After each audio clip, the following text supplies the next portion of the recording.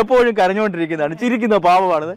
ഞാൻ പറയുന്ന ആശ്ചര്യമായി തോന്നുന്നു സൂസൻ. ഒരിക്കലും ഇങ്ങനത്തെ ഒരു ആ ഒരു സംസാരം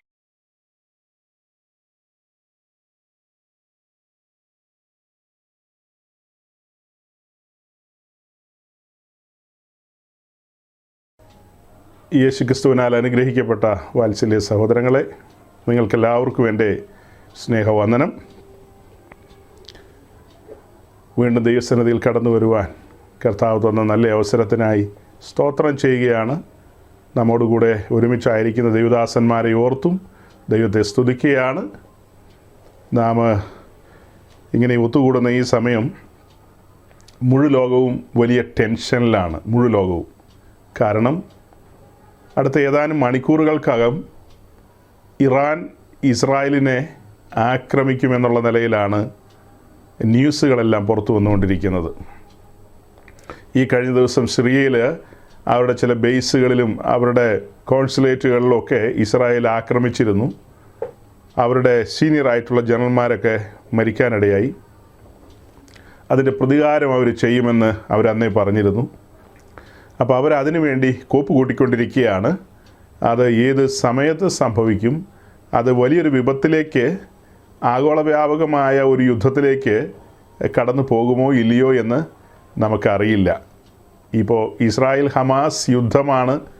അതിനെ ഒരു യുദ്ധം എന്ന് വിളിക്കാൻ പറ്റില്ല. എന്നാൽ ആ ടെൻഷൻ വർദ്ധിച്ചു വന്ന് അത് ഇസ്രായേലിലും ഗാസയിലും ഒതുങ്ങിയില്ല. അതിപ്പോൾ പുറത്തേക്ക് പോയിട്ട് പേർഷ്യയിലേക്ക് നീങ്ങുകയാണ്.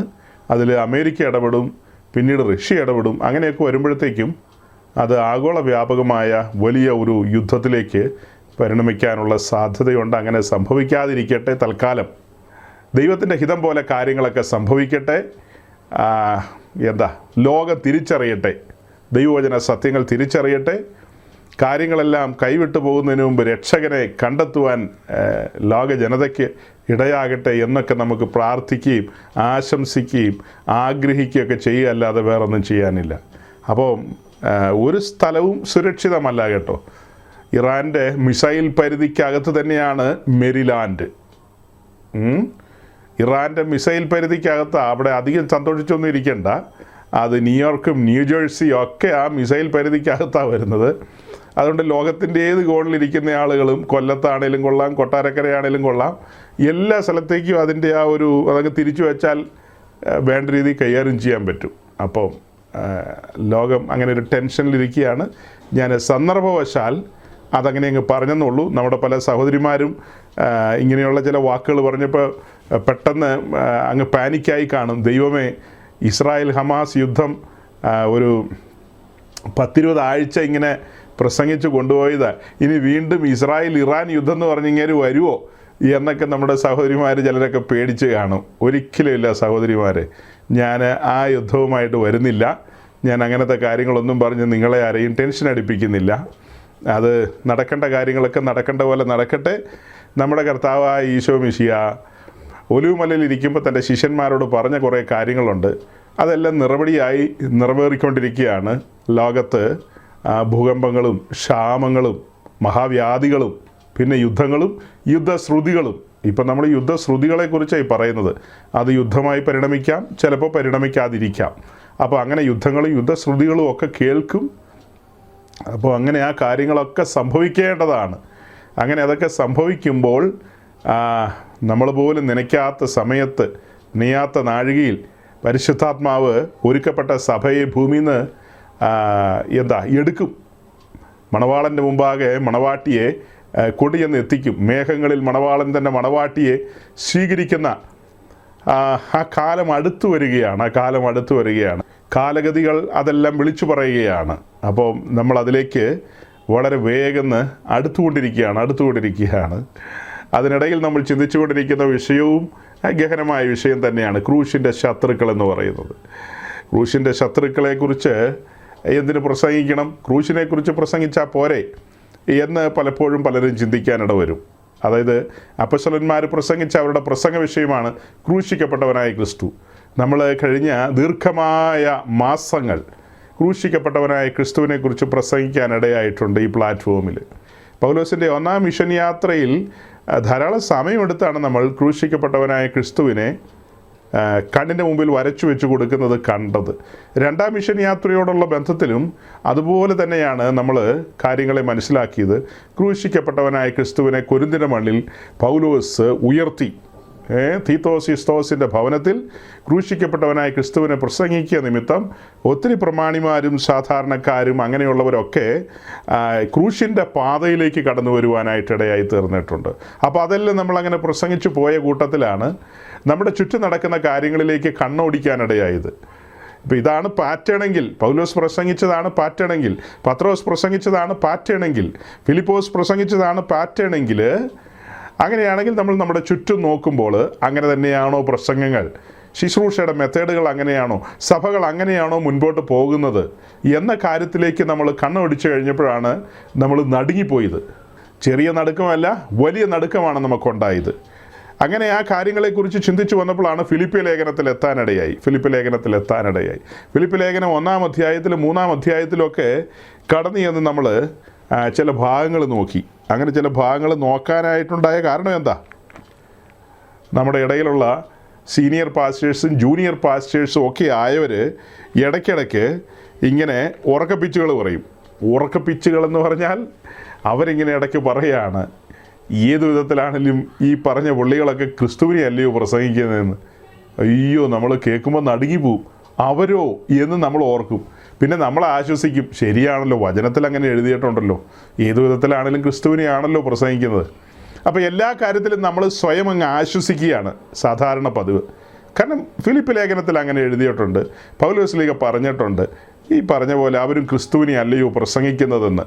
അപ്പോൾ നമ്മൾ അത്രയും ഭാഗം കണ്ട് 1-ാം അധ്യായം, ഫിലിപ്പി ലേഖനം 1-ാം അധ്യായം കണ്ട് നമ്മൾ ആശ്വസിച്ചങ്ങ് യോഗ നടപടികൾ ആശീർവാദം പറഞ്ഞ് പിരിച്ചുവിടും. അതേസമയം ഫിലിപ്പി ലേഖനം 3-ാം അധ്യായത്തിലേക്ക് അങ്ങനെ അധികം ശ്രദ്ധ പോകാറില്ല. ചില സമയത്ത് ഫിലിപ്പി ലേഖനം 3-ാം അധ്യായം ആളുകൾ വായിക്കുന്നുണ്ട്, ഇല്ലെന്നല്ല. പക്ഷേ ഇത് രണ്ടും കൂടെ ചേർത്ത് വെച്ചിട്ട് ഒരു ചോദ്യോത്തര പങ്ക്തിയായിട്ട് നമ്മൾ തന്നെ ആ കാര്യങ്ങളെ നമ്മുടെ കൺമുമ്പിലേക്ക് ഉയർത്തിക്കൊണ്ട് വരുന്നില്ല. അങ്ങനെ ഉയർത്തിക്കൊണ്ട് വന്നാൽ ഡെഫിനറ്റായിട്ട് സംശയം ഉണ്ടാവില്ലേ?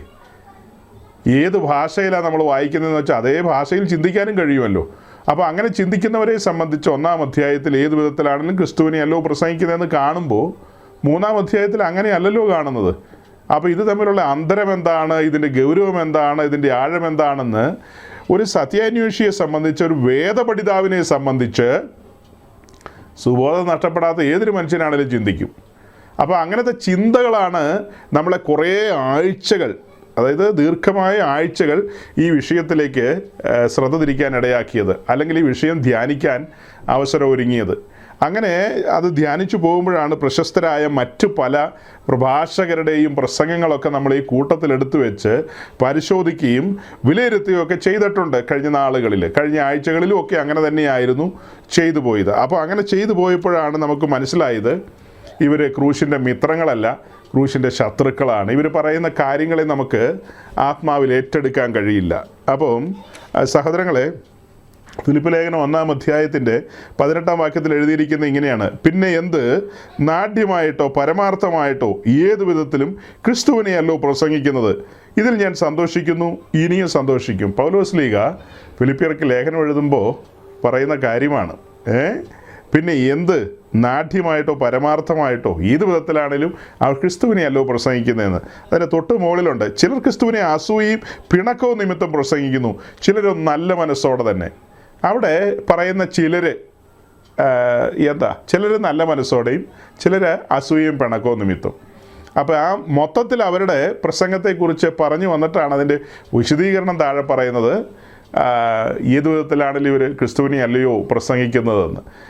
ഇപ്പോൾ എന്തുകൊണ്ട് ഞാൻ നിരന്തരമായി പറഞ്ഞിട്ടുള്ള ഈ ഒരു ഭാഗം ഇൻട്രഡക്ഷനിൽ പറഞ്ഞെന്ന് ചോദിച്ചാൽ, നമ്മളിന്ന് പറയുന്ന മെസ്സേജ് കേൾക്കുന്ന ചില വ്യക്തി ജീവിതങ്ങൾ, പുതുതായി കേൾക്കുന്നവർ, അവർ അത്ഭുതം കൂറാൻ ഇടവരരുത്. ഇതെന്താ ഇവർ ഈ പറയുന്നത്, ഒന്നും ഗ്രഹിക്കാൻ പറ്റുന്നില്ലല്ലോ, മനസ്സിലാകുന്നില്ലല്ലോ എന്ന് പുതുതായി കേൾക്കുന്ന ആരും പറയാൻ ഇടവരരുത്. കഴിഞ്ഞ ദിവസങ്ങളിലെ ചില മെസ്സേജുകൾ കേട്ടവർ, ഞാൻ നിരന്തരമായി നിങ്ങളോട് സംസാരിക്കുന്നതുകൊണ്ട് നിങ്ങൾക്കറിയാം നമ്മൾ ഉദ്ദേശിക്കുന്നത് എന്താണ്, ഫിലിപ്പി ലേഖനത്തിൽ നിന്നാണ് ഈ പറയുന്നത്, കാര്യങ്ങൾ ഇങ്ങനെയാണെന്നൊക്കെ നിങ്ങളെല്ലാവർക്കും അറിയാം. പക്ഷേ നമ്മൾ ഈ മെസ്സേജുകൾ യൂട്യൂബിലൊക്കെ അപ്ലോഡ് ചെയ്യുമ്പോൾ ധാരാളം പേര് കേൾക്കുന്നുണ്ട്.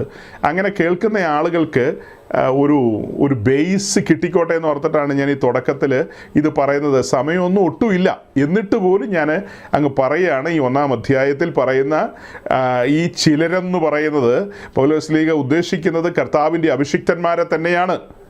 അതായത് കർത്താവ് വേലയ്ക്ക് വിളിച്ചിട്ടുള്ള അവൻ്റെ അഭിഷിക്തന്മാരെ കുറിച്ച് തന്നെയാണ് അവിടെ പറയുന്നത്. എന്നാൽ അതേ പൗലോസ് തന്നെ ഈ ലേഖനം അഥവാ ഈ കത്ത്, ഇതൊരു ലെറ്ററാണ്, ഈ കത്ത് എഴുതി പൂർത്തീകരിക്കുന്ന ആ സമയത്തേക്ക് വരികയാണ്. അതായത് 3-ാം അധ്യായത്തിൻ്റെ ഒടുവിലത്തെ ഭാഗത്തേക്ക് വരികയാണ്.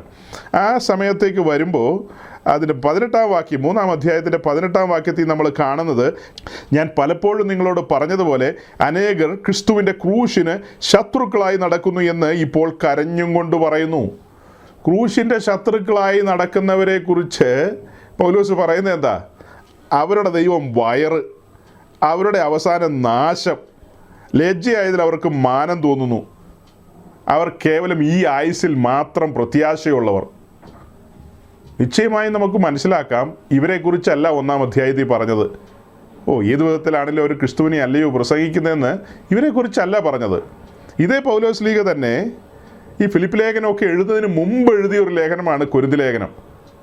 തൻ്റെ 2-ാം മിഷൻ യാത്രയ്ക്കൊക്കെ ശേഷം എഴുതിയ ലേഖനമാണ് കൊരിന്ത് ലേഖനം. അതിൻ്റെ 2 കൊരിന്ത് ലേഖനം 11-ാം അധ്യായത്തിൽ വരുമ്പോൾ പൗലോസ് പറയുന്നുണ്ട്, അതായത് ക്രിസ്തു എന്ന ഏകപുരുഷന് നിർമ്മല കന്യകയായി വിവാഹ നിശ്ചയം ചെയ്തിരിക്കുന്ന ആ മഹത്വമേറിയ കാര്യത്തെക്കുറിച്ച് സൂചിപ്പിക്കുകയാണ് കൊരിന്ത്യ സഭയോട്. അതായത് ക്രിസ്തു എന്ന ഏകപുരുഷന് കൊരിന്തിലെ സഭയെ അല്ലെങ്കിൽ സാർവത്രിക സഭയെ നിർമ്മല കന്യക എന്ന നിലയിൽ വിവാഹ നിശ്ചയം ചെയ്തിരിക്കുന്നു.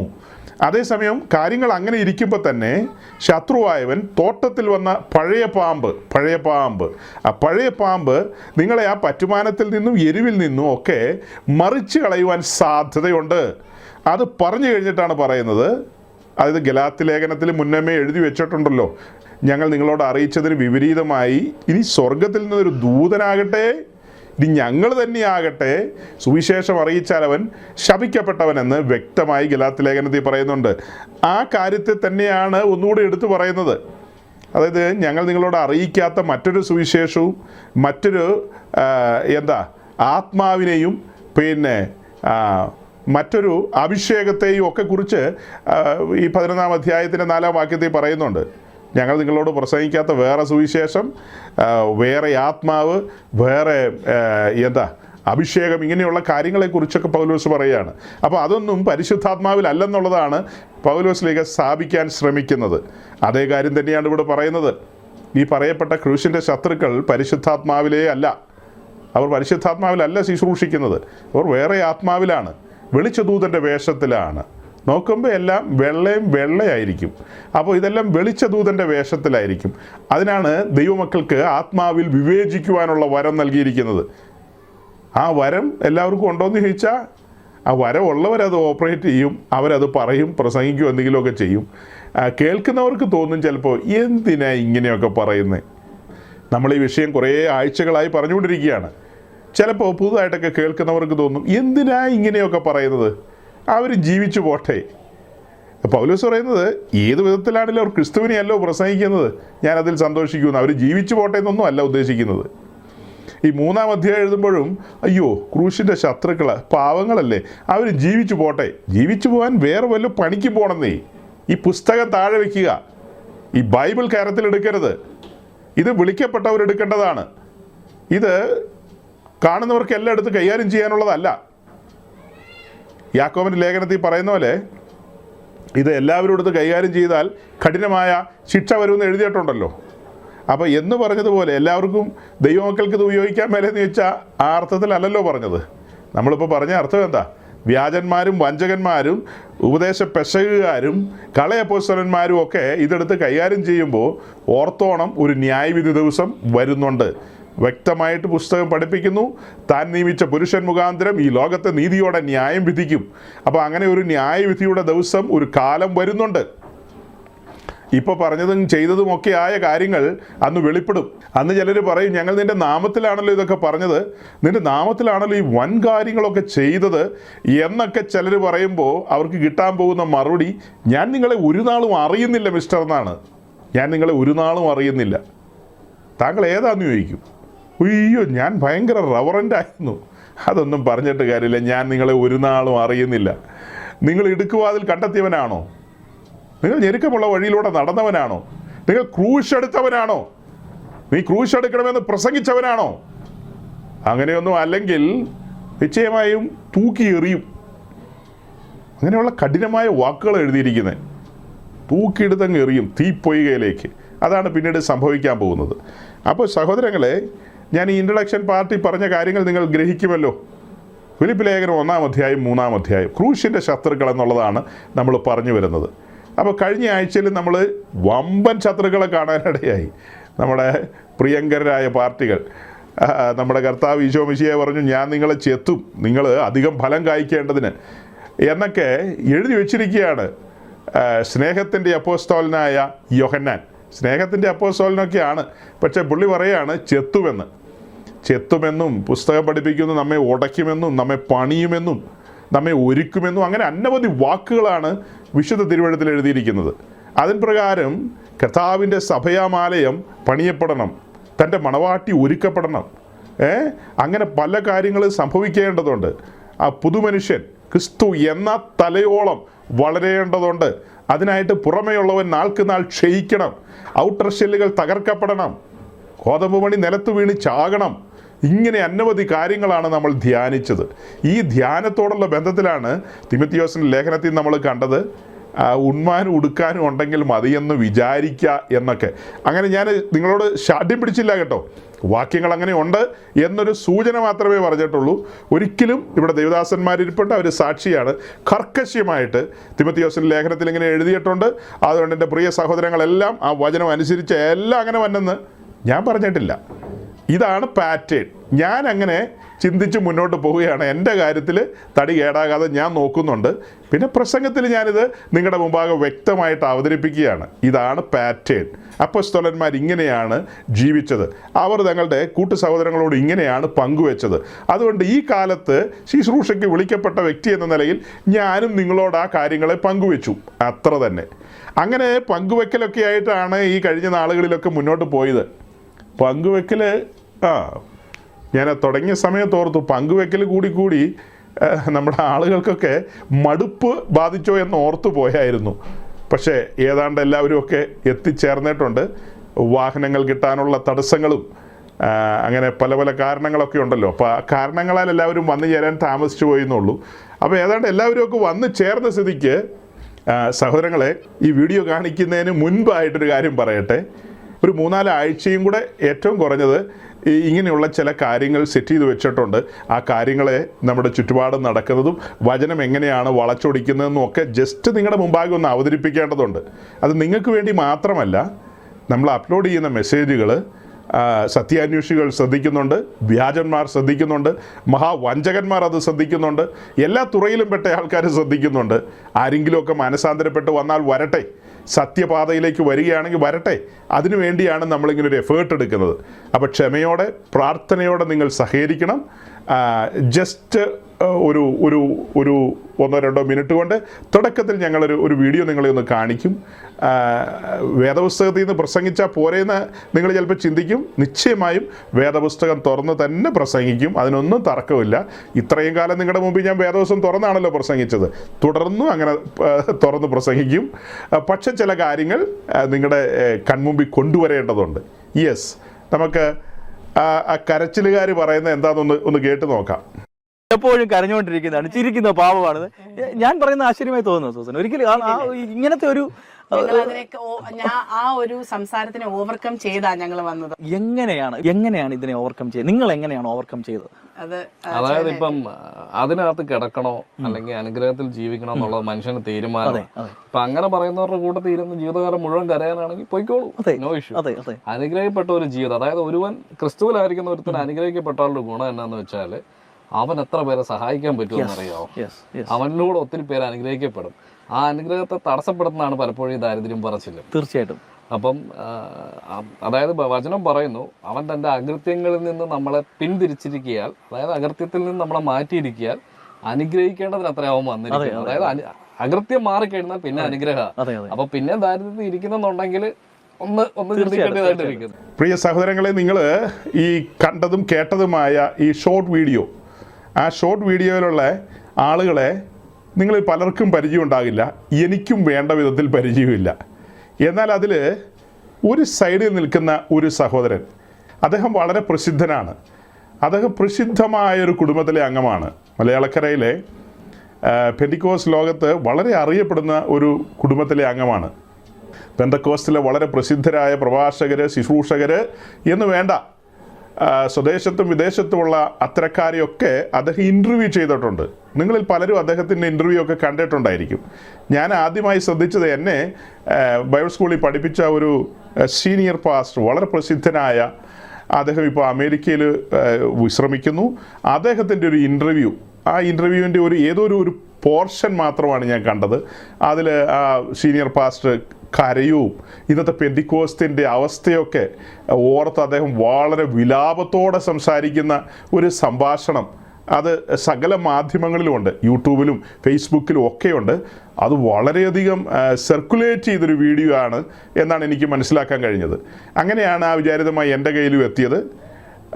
അപ്പോൾ അദ്ദേഹത്തിൻ്റെ ആ കണ്ണുനീരിനെ കുറിച്ച് ഓർക്കുമ്പോൾ, അതിൻ്റെ മറുസൈഡിലിരുന്ന് ഇൻ്റർവ്യൂ ചെയ്ത ഇദ്ദേഹമാണല്ലോ ഈ രണ്ടുപേരുടെ മുമ്പിൽ നിന്ന് സംസാരിച്ച ആ യൗവനക്കാരൻ പറഞ്ഞ കാര്യങ്ങൾ വളരെ വേദനാജനകമാണ് സഹോദരങ്ങളെ. ഈ ലോകത്ത് കാണുന്ന കാര്യങ്ങളൊക്കെ നമ്മൾ എന്തിനാ കയറി പിടിക്കുന്നതെന്ന് ഇടയ്ക്ക് ഞാനും ചിന്തിക്കാറുണ്ട്. ആരെല്ലാം എന്തെല്ലാം പ്രസംഗിക്കുന്നു, എന്തെല്ലാം പറയുന്നു, അതിനൊക്കെ മറുപടിയോ അതിനൊക്കെ അതിൻ്റെ ഉത്തരങ്ങളിലേക്കൊക്കെ പോകേണ്ട കാര്യം നമുക്കില്ല. പക്ഷേ ഇത് ഒട്ടും സഹിക്കാൻ പറ്റാത്ത രീതിയിലുള്ള മണ്ടത്തരങ്ങളാണ് പറയുന്നത്. ഇപ്പം ഞാനിത് പ്ലേ ചെയ്യാനുണ്ടായ കാരണം തന്നെ, 2-3 ആഴ്ച മുമ്പ് മറ്റൊരു പ്രസിദ്ധനായ നമ്മുടെ പിറവ ഉപദേശി പ്രസംഗിച്ച പ്രസംഗം നിങ്ങൾ കേട്ടതാണല്ലോ. നമുക്കിത്തിരി പ്രോസ്പെറിറ്റിയൊക്കെ വേണ്ടേ, നമുക്കിങ്ങനെ ഈ ദാരിദ്ര്യമാണോ വേണ്ടത്, ദാരിദ്ര്യമാണോ പ്രസംഗിക്കേണ്ടത്, നമുക്ക് ഉയർച്ച വേണ്ടേ എന്നൊക്കെയുള്ള അദ്ദേഹത്തിൻ്റെ ചോദ്യത്തെ നമ്മൾ നല്ല രീതിയിൽ വിശകലനം ചെയ്തവരാ. വചനത്തിൻ്റെ ആഴങ്ങളിലൂടെ നമ്മൾ ആ കാര്യങ്ങളെ കണ്ണോടിച്ച് അതിൻ്റെ ഉത്തരങ്ങൾ കണ്ടെത്തി അദ്ദേഹം പറഞ്ഞത് വെറും ഫോഷ്കാണെന്നുള്ളത് നമ്മൾ ആത്മാവിൽ മുദ്രയിട്ടവരാ. ചെറിയൊരു കൂട്ടമാണ് നമ്മളെങ്കിലും വചനത്തിൻ്റെ പിൻബലത്തിൽ നമ്മളതിനെ മുദ്രയിട്ടു. അത് ദൈവത്തിൻ്റെ ആത്മാവിനാലല്ല ആ പ്രസംഗിച്ചത്, വെറും മാനുഷികമാണ്, വെറും ജഡത്തിലാണത് പ്രസംഗിച്ചത് എന്നുള്ളത് നമ്മൾ കണ്ടെത്താനിടയായി. അതുപോലെ തന്നെ ഈ യൗവനക്കാരൻ്റെ കാര്യം ഞാൻ പറഞ്ഞല്ലോ, ഇദ്ദേഹം വളരെ പ്രസിദ്ധനായ ഒരു കുടുംബക്കാരനാണ്. അങ്ങ് തിരുവല്ലായിക്കടുത്ത് ആഞ്ഞിലിത്താൻ എന്ന് പറയുന്ന സ്ഥലത്തുള്ള പോപ്പുലറായിട്ടുള്ള ആ കുടുംബം, അതായത് മലപ്പുറത്ത് ഒരു കുടുംബമുണ്ട്, അതിൻ്റെ പേരാണ് പാണക്കാട് കുടുംബം. പാണക്കാട് കുടുംബം എന്ന് വെച്ചാൽ വളരെ പ്രസിദ്ധമായ കുടുംബമാണ്. കേരള രാഷ്ട്രീയത്തിൽ അതിൻ്റെ പല കാര്യങ്ങളെയൊക്കെ അങ്ങോട്ടും ഇങ്ങോട്ടുമൊക്കെ തിരിക്കുകയൊക്കെ ചെയ്യുന്ന ഒരു കുടുംബമാണ് പാണക്കാട് തങ്ങന്മാരുടെ കുടുംബം എന്ന് പറഞ്ഞാൽ. തങ്ങന്മാരുടെ കുടുംബം എന്ന് പറഞ്ഞാൽ അറിയാത്ത ആരുമില്ല. ഇപ്പം നമ്മുടെ ഈ സഹോദരിമാരൊക്കെ ചിലപ്പോൾ കേട്ടിട്ടുണ്ടാവില്ലായിരിക്കും, പക്ഷേ വേറെ ലോകത്തിലുള്ള സകല മനുഷ്യരും കേട്ടിട്ടുണ്ടാകും. പാണക്കാട് തങ്ങൾ എന്ന് പറഞ്ഞാൽ അറിയാത്ത ആരുമില്ല. അതുപോലെ ഇതൊരു കുടുംബമാണ്, പൂവക്കാല കുടുംബം എന്ന് പറയും. പൂവക്കാല കുടുംബം വളരെ പോപ്പുലറായിട്ടുള്ള കുടുംബമാണ്. അതിലെ ഒരു ഇളം തലമുറക്കാരനാണ്. അതിലെ മൂത്ത തലമുറക്കാരൊക്കെ ഈ നമ്മുടെ IPC എന്ന് പറയുന്ന അതിൻ്റെയൊക്കെ തലപ്പത്ത് അതിൻ്റെ ജനറൽ പ്രസിഡൻറ്റ്, അന്താരാഷ്ട്ര പ്രസിഡൻ്റൊക്കെ ആയിട്ട് ഇരുന്നിട്ടുള്ള ആളുകളാണ്. വളരെ പോപ്പുലറായിട്ടുള്ള ആളുകളാണ്. അവരുടെ കുടുംബത്തിലുള്ള ഒരു ഇളം മുറക്കാരനാണ് ഇദ്ദേഹം. പറഞ്ഞു വന്ന ഇവരൊക്കെ പാരമ്പര്യ പെന്തിക്കോസ്തുകാരാണ്. അതിപുരാതന പെന്തിക്കോസ്തെന്നും ഒക്കെ നമുക്ക് വേണമെങ്കിൽ ചിന്തിക്കാം.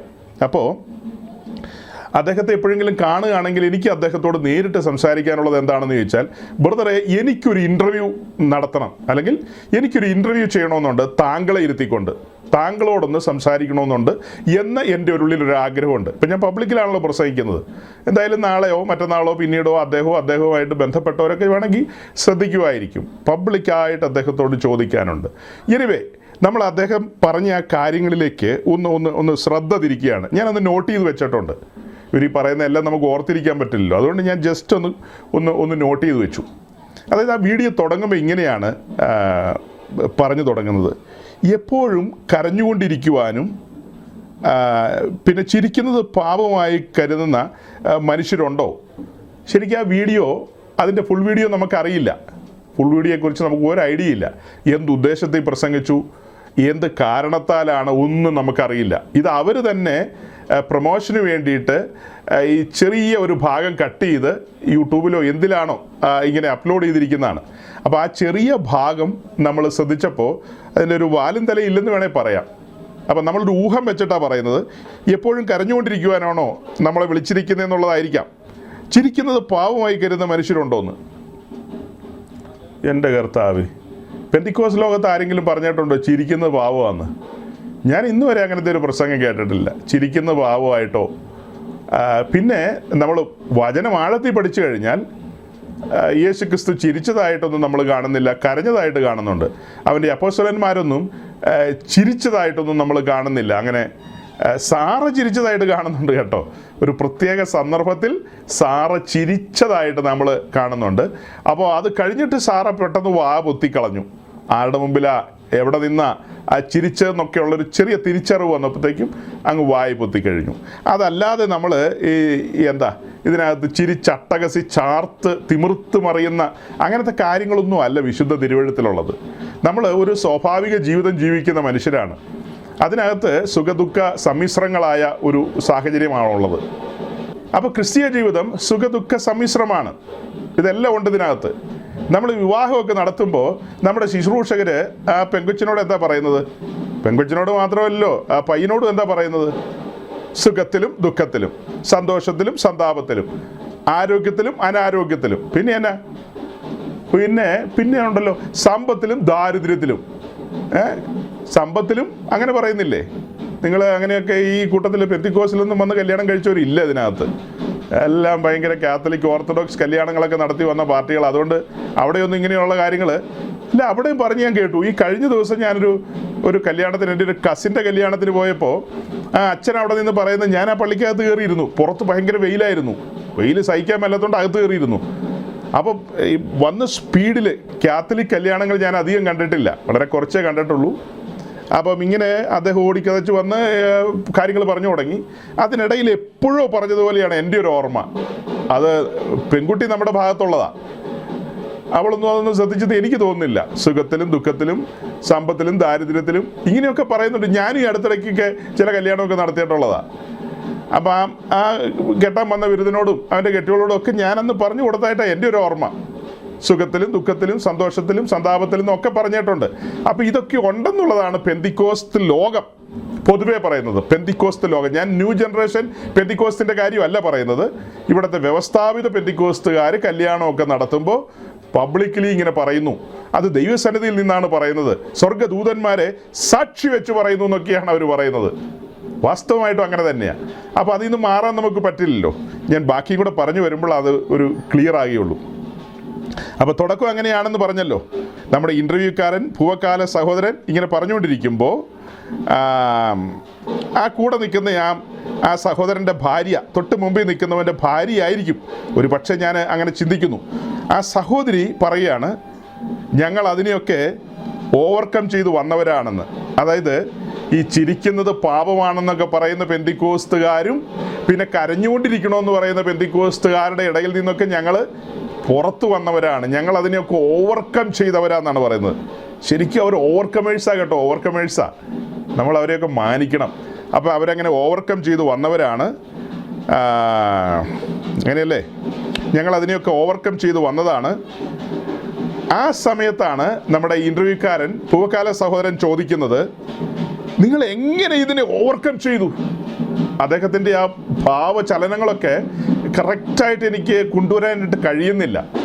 പ്രായത്തിൻ്റെ വ്യത്യാസമൊക്കെ ഉണ്ടല്ലോ. ഞാനിപ്പോൾ ഇനി എങ്ങനെ അഭിനയിച്ചാലും അത്ര ഒക്കുമെന്ന് എനിക്ക് തോന്നുന്നില്ല.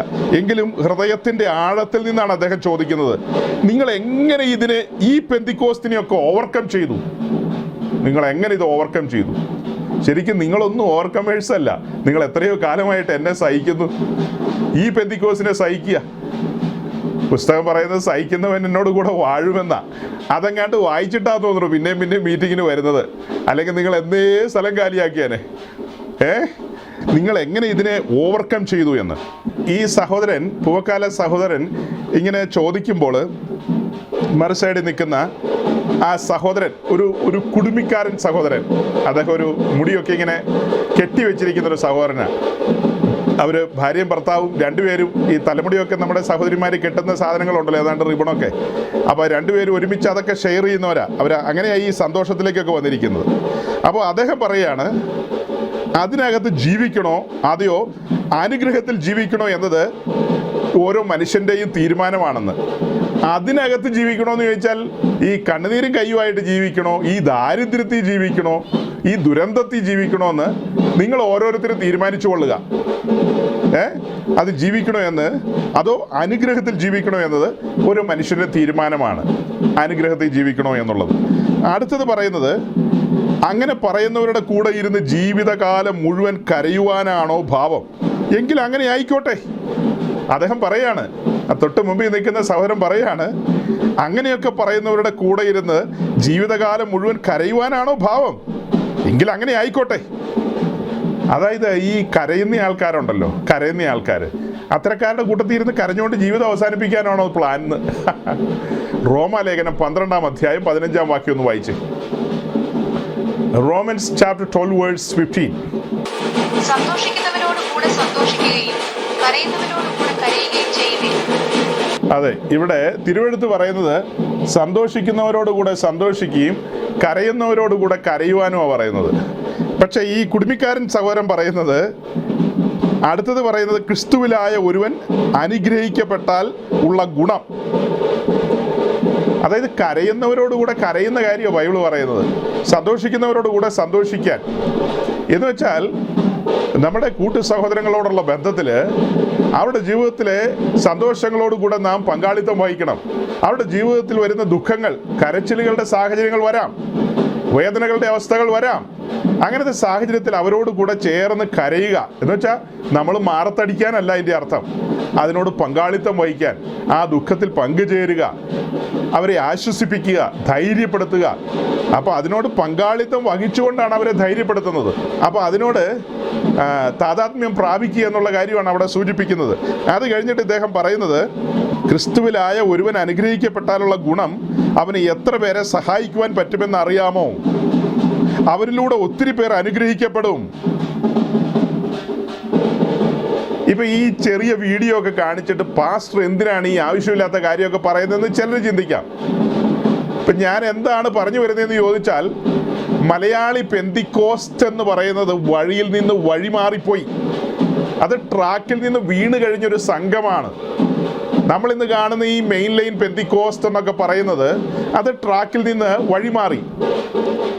അപ്പോൾ ഈ കഴിഞ്ഞ ദിവസം തന്നെ ഞാൻ ഒരാളോട് പറയായിരുന്നു, അതായത് ഇങ്ങനെ പറഞ്ഞു വന്നപ്പോൾ പെന്തക്കോസ്റ്റുകാരെ സംബന്ധിച്ച് പറഞ്ഞാൽ ഒരു ഹോപ്പും ഇല്ലാത്ത രീതിയിലാണ് ഇവരുടെ ഒരു പോക്കും, ബെല്ലുമില്ല ബ്രേക്കും ഇല്ലാത്ത രീതിയിലാണെന്ന്. അപ്പം ഞാൻ മറുപടി പറയായിരുന്നു, എന്തെങ്കിലും ഒരു ഹോപ്പ് ഉണ്ടെങ്കിൽ അത് പെന്തക്കോസ്റ്റുകാരുടെ ഇടയിൽ മാത്രമേ ഉള്ളൂ എന്ന്. എന്തെങ്കിലും ഒരു ഹോപ്പ് ഉണ്ടെങ്കിൽ. ഞാൻ എന്തുദ്ദേശത്തിൽ അത് പറഞ്ഞെന്നറിയാവോ? ഇന്ന് കാണുന്ന ഈ പൊതു പെന്തക്കോസ്റ്റിനെ മുൻനിർത്തിക്കൊണ്ടല്ല, ഹൃദയത്തകർച്ചയോടുകൂടെ ക്രൂശിനെ ധ്യാനിക്കുന്ന, അനുദിന ജീവിതത്തിൽ ക്രൂശ് എടുക്കുന്ന, ആത്മാവിനെ അനുസരിച്ച് നടക്കുന്ന, തകർന്നു തുടങ്ങിയ ഹൃദയത്തിനുടമകളായ ഒരുപറ്റം വിശുദ്ധന്മാർ, വിശുദ്ധമതികൾ ഭൂതലത്തിലെമ്പാടുമുണ്ട്. അവർ ഞെരങ്ങിക്കൊണ്ട് തങ്ങളുടെ മണവാളന്റെ വരവിന് വേണ്ടി ആവലോടെ നോക്കി പാർക്കുന്നവരാണ്. അതുകൊണ്ടാണ് ഒരു ഹോപ്പുണ്ടെന്ന് ഞാൻ പറയുന്നത്. അവരിലേ ഹോപ്പുള്ളൂ, അല്ലാതെ വിഗ്രഹാരാധികളായ കത്തോലിക്കരിലോ അല്ലാതെ നേരം പോക്ക് കാണിക്കുന്ന അടിതട കൂടി നടക്കുന്ന ഓർത്തഡോക്സുകാരിലൊന്നും അല്ല ഹോപ്പുള്ളത്. ഹോപ്പുള്ളത് പെന്തിക്കോസ്തി മാത്രമേ ഉള്ളൂ. സത്യവചനത്തെ മുറുകെ പിടിക്കുന്ന, വെളിപ്പാടുകളെ പുൽകുന്ന, വെളിപ്പാടുകളിൽ സഞ്ചരിക്കാൻ ആഗ്രഹിക്കുന്ന, ഈ ഭൂമിയിൽ തങ്ങൾ അന്യരും പരദേശികളും എന്ന് ഏറ്റുപറയുന്ന ഒരു ചെറുസംഘമുണ്ടെന്ന് പെന്തിക്കോസ്തിൽ. അസൽ പെന്തിക്കോസ്റ്റ് ഉണ്ട്. ആ ചെറുസംഘത്തെയാണ് ഞാൻ ഉയർത്തി കാണിക്കുന്നത്. അല്ലാതെ ചുറ്റോട് ചുറ്റും തലയ്ക്ക് ബോധമില്ലാതെ നടക്കുന്ന ആളുകളെ കണ്ടിട്ടല്ല. ഈ ടോപ്പിക്ക് വേണമെങ്കിൽ നമുക്ക് മാറ്റിവെക്കാം, വേറെ പല കാര്യത്തിലേക്കും കടന്നു പോവാം. നമ്മുടെ പ്രസംഗ വിഷയങ്ങൾ തന്നെ പെൻഡിങ്ങിലുണ്ട്. ആത്മനിറവിന്റെ അനുഭവത്തെക്കുറിച്ച് പ്രസംഗിക്കാൻ കിടക്കുന്നുണ്ട്. ആത്മാവിലുള്ള ആരാധനയെക്കുറിച്ചുള്ള പ്രസംഗം പെൻഡിങ്ങിലാണ്. ആ സമയത്ത് എന്തുകൊണ്ട് ഈ ടോപ്പിക്ക് തന്നെ വീണ്ടും വീണ്ടും പറഞ്ഞുകൊണ്ടിരിക്കുന്നു എന്ന് ചോദിച്ചാൽ, സഹോദരങ്ങളെ, ഞാൻ ഈ അടുത്ത കാലത്താണ് ഈ സാമൂഹ്യ മാധ്യമങ്ങളൊക്കെ ശ്രദ്ധിക്കാൻ തുടങ്ങിയത് തന്നെ. അത്ഭുതപ്പെട്ടു പോവുകയാണ്. ക്രൂശിന്റെ ശത്രുക്കളായവരുടെ പ്രസംഗങ്ങളും പ്രഭാഷണങ്ങളും ഒക്കെ അനേകായിരങ്ങളാണ് ശ്രദ്ധിക്കുന്നത്, അനേകായിരങ്ങൾ ശ്രദ്ധിക്കുന്നു. അത് മാത്രമല്ല, അതിനൊക്കെ കിട്ടുന്ന ലൈക്കുകൾ, അതിലെ കമന്റ്സ്, അത്ഭുതപ്പെട്ടു, ഭയങ്കരം തന്നെ. എത്ര ആയിരങ്ങളാണ് ഈ വ്യാജമായ ഉപദേശങ്ങൾക്ക് അടിമപ്പെട്ട് കിടക്കുന്നത്. നമ്മളിന്ന് കാണുന്ന ഈ പെന്തിക്കോസ്ത് ലോകം, ആ പെന്തിക്കോസ്ത് ലോകം ക്രിസ്തുവിന്റെ ഉപദേശങ്ങളെ എറിഞ്ഞു കളഞ്ഞവരുടെ സംഘമാണ്. എറിഞ്ഞു കളഞ്ഞവരുടെ, സമ്പൂർണമായിട്ടല്ല പറയുന്നത്. ഇതിൽ മെജോറിറ്റിയും ദ്രവ്യാഗ്രഹികളും അത്യാഗ്രഹികളുമാണ്. അതിലെ ഒരു ശുശ്രൂഷകൻ എന്ന നിലയിൽ ഞാൻ ഉറപ്പിച്ചു പറയുകയാണ്. അതേസമയം ഞാൻ മുന്നമേ പറഞ്ഞതുപോലെ തകർന്നു നുറുങ്ങിയ ഹൃദയത്തിനുടമകളായ ഒരു പറ്റം ജനം ഇതിനകത്തുണ്ട്. അവർ ഈ ലോകത്തോട് പറ്റുമാനം കൂടുന്നവരല്ല, ഈ ലോകത്തിന്റെ സ്നേഹിതരാകാൻ ആഗ്രഹിക്കുന്നവരല്ല.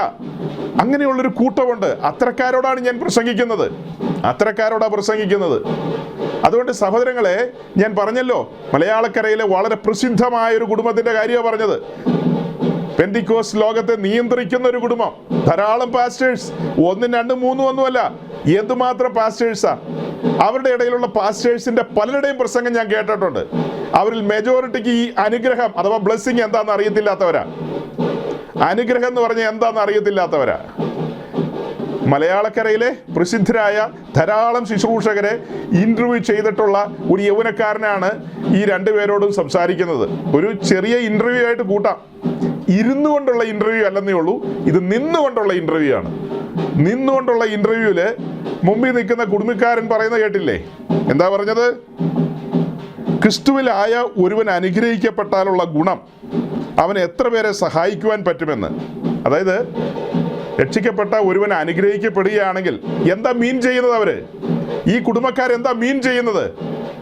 ഒരുവൻ ക്രിസ്തുവിലായി, അതായത് രക്ഷിക്കപ്പെട്ട് വന്ന് അവനൊരു പെന്തിക്കോസ്ത് സഭയുടെ ഭാഗമായി, പിന്നെ അവന് സാമ്പത്തികമായ ഒരു ഉന്നമനം ഉണ്ടായിക്കഴിഞ്ഞാൽ, വച്ചടി കയറ്റം എന്ന് പറയും, അങ്ങനെ ഒരു കയറ്റം ഉണ്ടായിക്കഴിഞ്ഞാൽ നിശ്ചയമായും അവൻ അനുഗ്രഹിക്കപ്പെട്ടവനാണെന്നാണ് മലയാളക്കരയിലെ ഈ പ്രസിദ്ധമായ കുടുംബക്കാർ പറയുന്നത്. ആ കുടുംബത്തിലെ പ്രസിദ്ധനായ പാസ്റ്റർ, അദ്ദേഹത്തിന്റെ പല പ്രസംഗങ്ങളും ആശയങ്ങളെയും ഞാൻ ഇതേ പ്ലാറ്റ്ഫോമിൽ കണ്ടിച്ചിട്ടുണ്ട്. അദ്ദേഹം നടത്തിയ ഒരു കല്യാണം, ആ കല്യാണം നിങ്ങൾ കണ്ടതായിരിക്കുമല്ലോ. അതും ഒരു കുടുംബക്കാരന്റെ കല്യാണം. ഒരു കുടുംബക്കാരനെ പുള്ളി കെട്ടിച്ചു വിടുന്ന ഒരു രംഗം നിങ്ങൾ കണ്ടിട്ടുണ്ടല്ലോ മുൻകാലത്ത്. നമ്മൾ അതിനും ആ കാലത്ത് സംസാരിച്ചിട്ടുണ്ട്. ഇതെല്ലാം വചനവിരുദ്ധമാണ്, തെറ്റായ രീതികളാണ്, ഉപദേശത്തെ മറിച്ച് കളയുന്നവരാണിവർ. ഇവർ ഈ ആയുസിൽ മാത്രം പ്രത്യാശയുള്ള കാര്യങ്ങളെ പ്രസ്താവിക്കുന്നവരാണ്. ഇതിങ്ങനെ കേൾക്കുമ്പോൾ നിങ്ങൾക്ക് അലോസരം തോന്നരുത്. ജീവനുള്ള ദൈവത്തിൻ്റെ ദാസനാ പറയുന്നത്. ഇപ്പോൾ ഇത് കേട്ട് ശ്രദ്ധിച്ച് ജീവിതം ക്രമീകരിച്ചാൽ നിത്യതയിൽ നിങ്ങൾക്ക് സ്വസ്ഥത ലഭിക്കും. അല്ല, ഇത് ഇപ്പം കേൾക്കുന്നവരെ ഞാൻ ഒഴിവാക്കുക. കാരണം നിങ്ങൾ നിരന്തരം കേട്ട് പഠിക്കുന്നവരാണ്, അനേകരെ നീതിയിലേക്ക് തിരിക്കുന്നവരാണ്. മേലാൽ കേൾക്കാനുള്ളവരുണ്ടല്ലോ. നമ്മൾ ഈ മെസ്സേജൊക്കെ അപ്ലോഡ് ചെയ്ത് കഴിയുമ്പോൾ കേട്ട് കുറച്ച് മുന്നോട്ട് പോയി കഴിയുമ്പോൾ അലോസരം തോന്നും ചിലർക്ക്. അയ്യോ, ഒരു കുറ്റം പറയുകയാണെന്നൊക്കെ.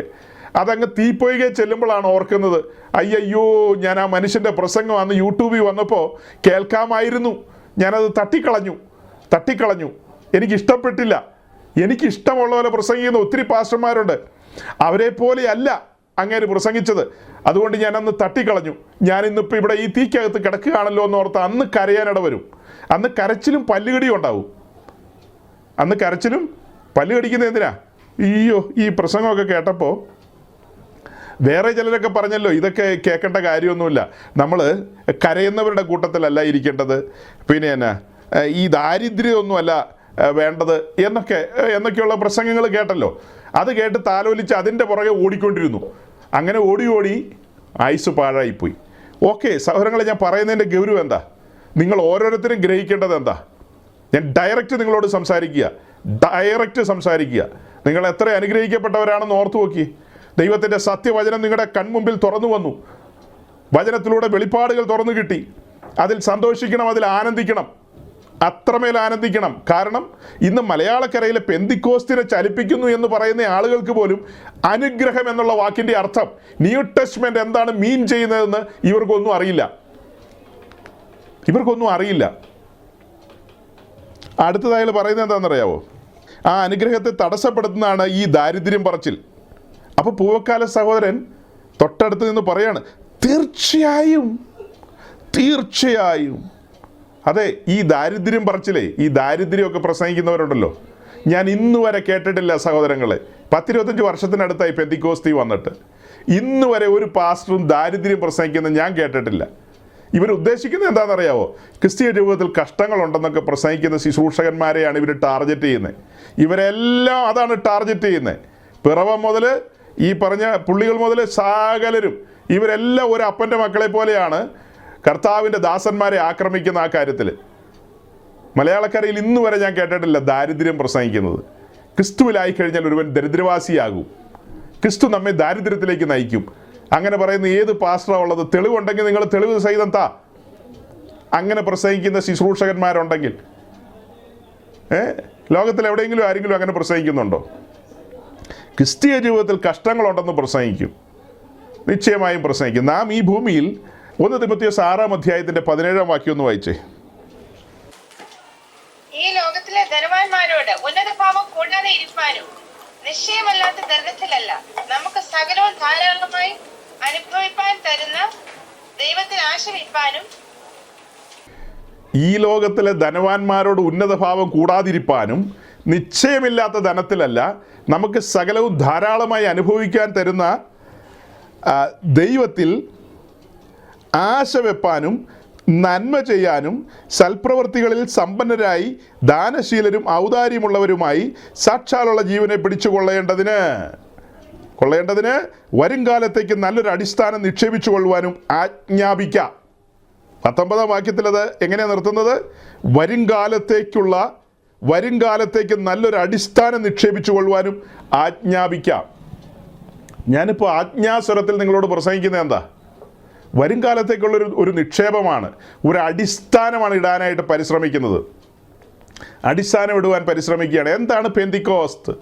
ചില ആഴ്ചകൾക്ക് മുമ്പ് നമ്മൾ പറഞ്ഞില്ലേ, പെന്തിക്കോസ്റ്റ് എന്ന് പറഞ്ഞാൽ കോതമ്പ് മണിയെ ഇങ്ങനെ പൊതിഞ്ഞു സൂക്ഷിക്കുന്നതല്ല, അത് നിലത്ത് വീണ് ചാകണമെന്ന് പറയുന്നവരുടെ സംഘമാണ് പെന്തിക്കോസ്ത്. മേൽമുണ്ടെടുക്കുന്നവന് പുതപ്പും കൂടെ വിട്ടുകൊടുക്കുന്നതാണ് പെന്തിക്കോസ്ത്. 1 നാഴിക നടക്കാൻ പറഞ്ഞാൽ 2 അല്ല 4 നാഴിക നടക്കുന്നവരുടെ സംഘമാണ് പെന്തിക്കോസ്ത് എന്ന് പറയുന്നത്. ഒരു കവളത്തടിച്ചാൽ മറുകരണവും കാണിച്ചു കൊടുക്കുന്നവരുടെ സംഘമാണ് പെന്തിക്കോസ്ത് എന്ന് പറയുന്നത്. തങ്ങൾ ഈ ഭൂമിയിൽ അന്യരും പരദേശികളുമെന്ന് ഏറ്റുപറയുന്നവരാണ്. അവർ ജഡത്തെയല്ല ആത്മാവിനെ അനുസരിച്ച് നടക്കുന്നവരാണ്. അത്തരക്കാരെയാണ് പെന്തിക്കോസ്തുകാരെന്ന് വിളിക്കുന്നത്. അവർക്ക് പെന്തക്കോസ്ത് അനുഭവം ഉണ്ടായിരിക്കണം. അതായത് ആത്മാവിനാൽ നയിക്കപ്പെടണം. കൃപാവരങ്ങളിൽ വിശ്വാസം വേണം, കൃപാവരങ്ങളിൽ ജ്വലിക്കണം, ആത്മനിറവിൻ്റെ അനുഭവത്തിൽ ജീവിക്കണം. അങ്ങനെയൊക്കെ ജീവിക്കുന്നവരുടെ കൂട്ടത്തെയാണ് അസൽ പെന്തിക്കോസ്തുകാരെന്ന് വിളിക്കുന്നത്. അപ്പോൾ ഇന്ന് കാണുന്ന നോക്കിയോ, മെജോറിറ്റി ഡ്യൂപ്ലിക്കേറ്റ് ആണ്.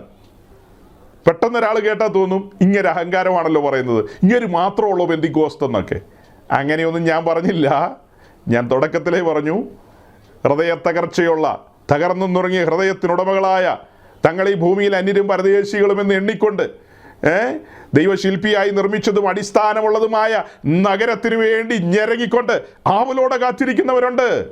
അവരെയാണ് പെന്തിക്കോസ്തുകാരെന്ന് വിളിക്കുന്നത്. അല്ലാതെ ഇങ്ങനെ ചുമ്മാ കൊട്ടിപ്പാടി നടക്കുന്നവരെയല്ല.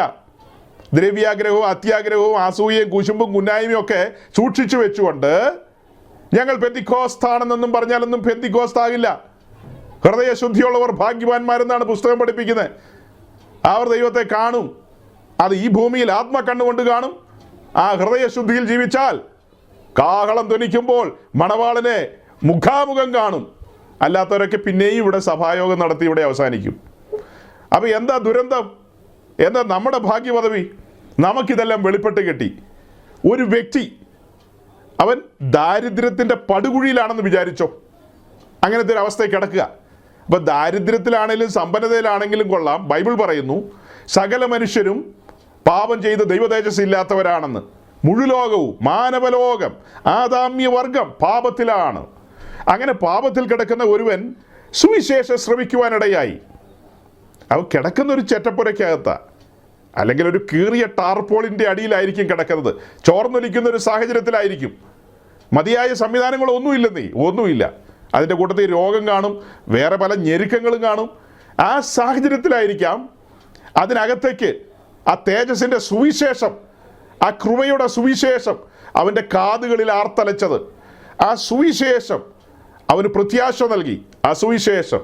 ഈ ടാർപോളിൻ മാറുന്നല്ല പ്രത്യാശ. അത് പൂവക്കാല സംഘങ്ങളുടെ പ്രസംഗങ്ങളിലാണ് ടാർപോളിൻ മാറും, കൊട്ടാരം വരുമെന്നൊക്കെ ഉള്ള പ്രസംഗം.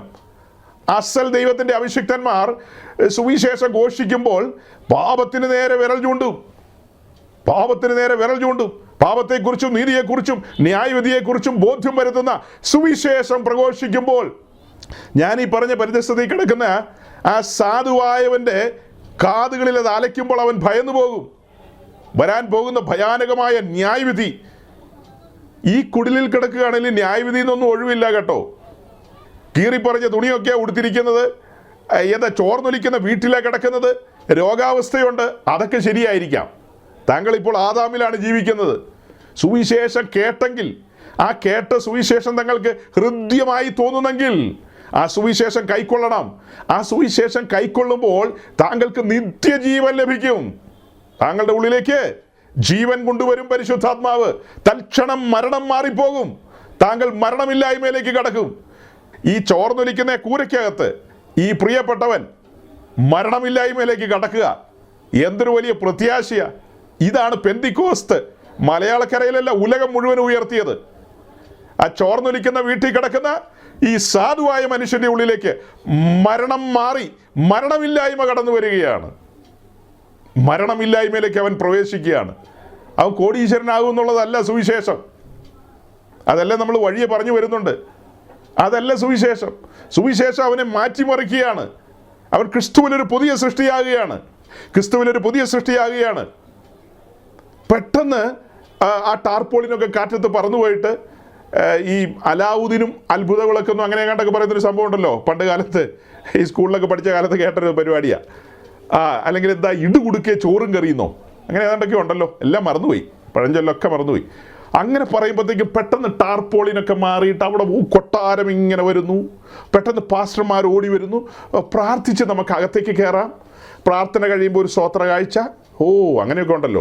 പ്രാർത്ഥന കഴിയുമ്പോൾ ഒരു സ്തോത്ര കാഴ്ച, അത് കഴിഞ്ഞ് പോകാൻ നേരത്തൊരു സ്തോത്ര കാഴ്ച, വരാൻ നേരത്തൊരു സ്തോത്ര കാഴ്ച. അങ്ങനെയൊക്കെയാണ് പലരും ചിന്തിക്കുന്നത്. അങ്ങനെയൊന്നും അല്ല എൻ്റെ സഹോദരങ്ങളെ. ചിലപ്പോൾ ആ സഹോദരൻ്റെ ആയുസിൻ്റെ അങ്ങേയറ്റം വരെ ടാർപോളിനടിയിൽ കിടക്കേണ്ടി വരും. അതൊന്നും നമുക്ക് ഗ്യാരണ്ടി ഇല്ല. കോപിക്കരുത്. ടാർപോളിൻ മാറ്റുന്നതല്ല പെന്തിക്കോസ്ത് ഉപദേശം.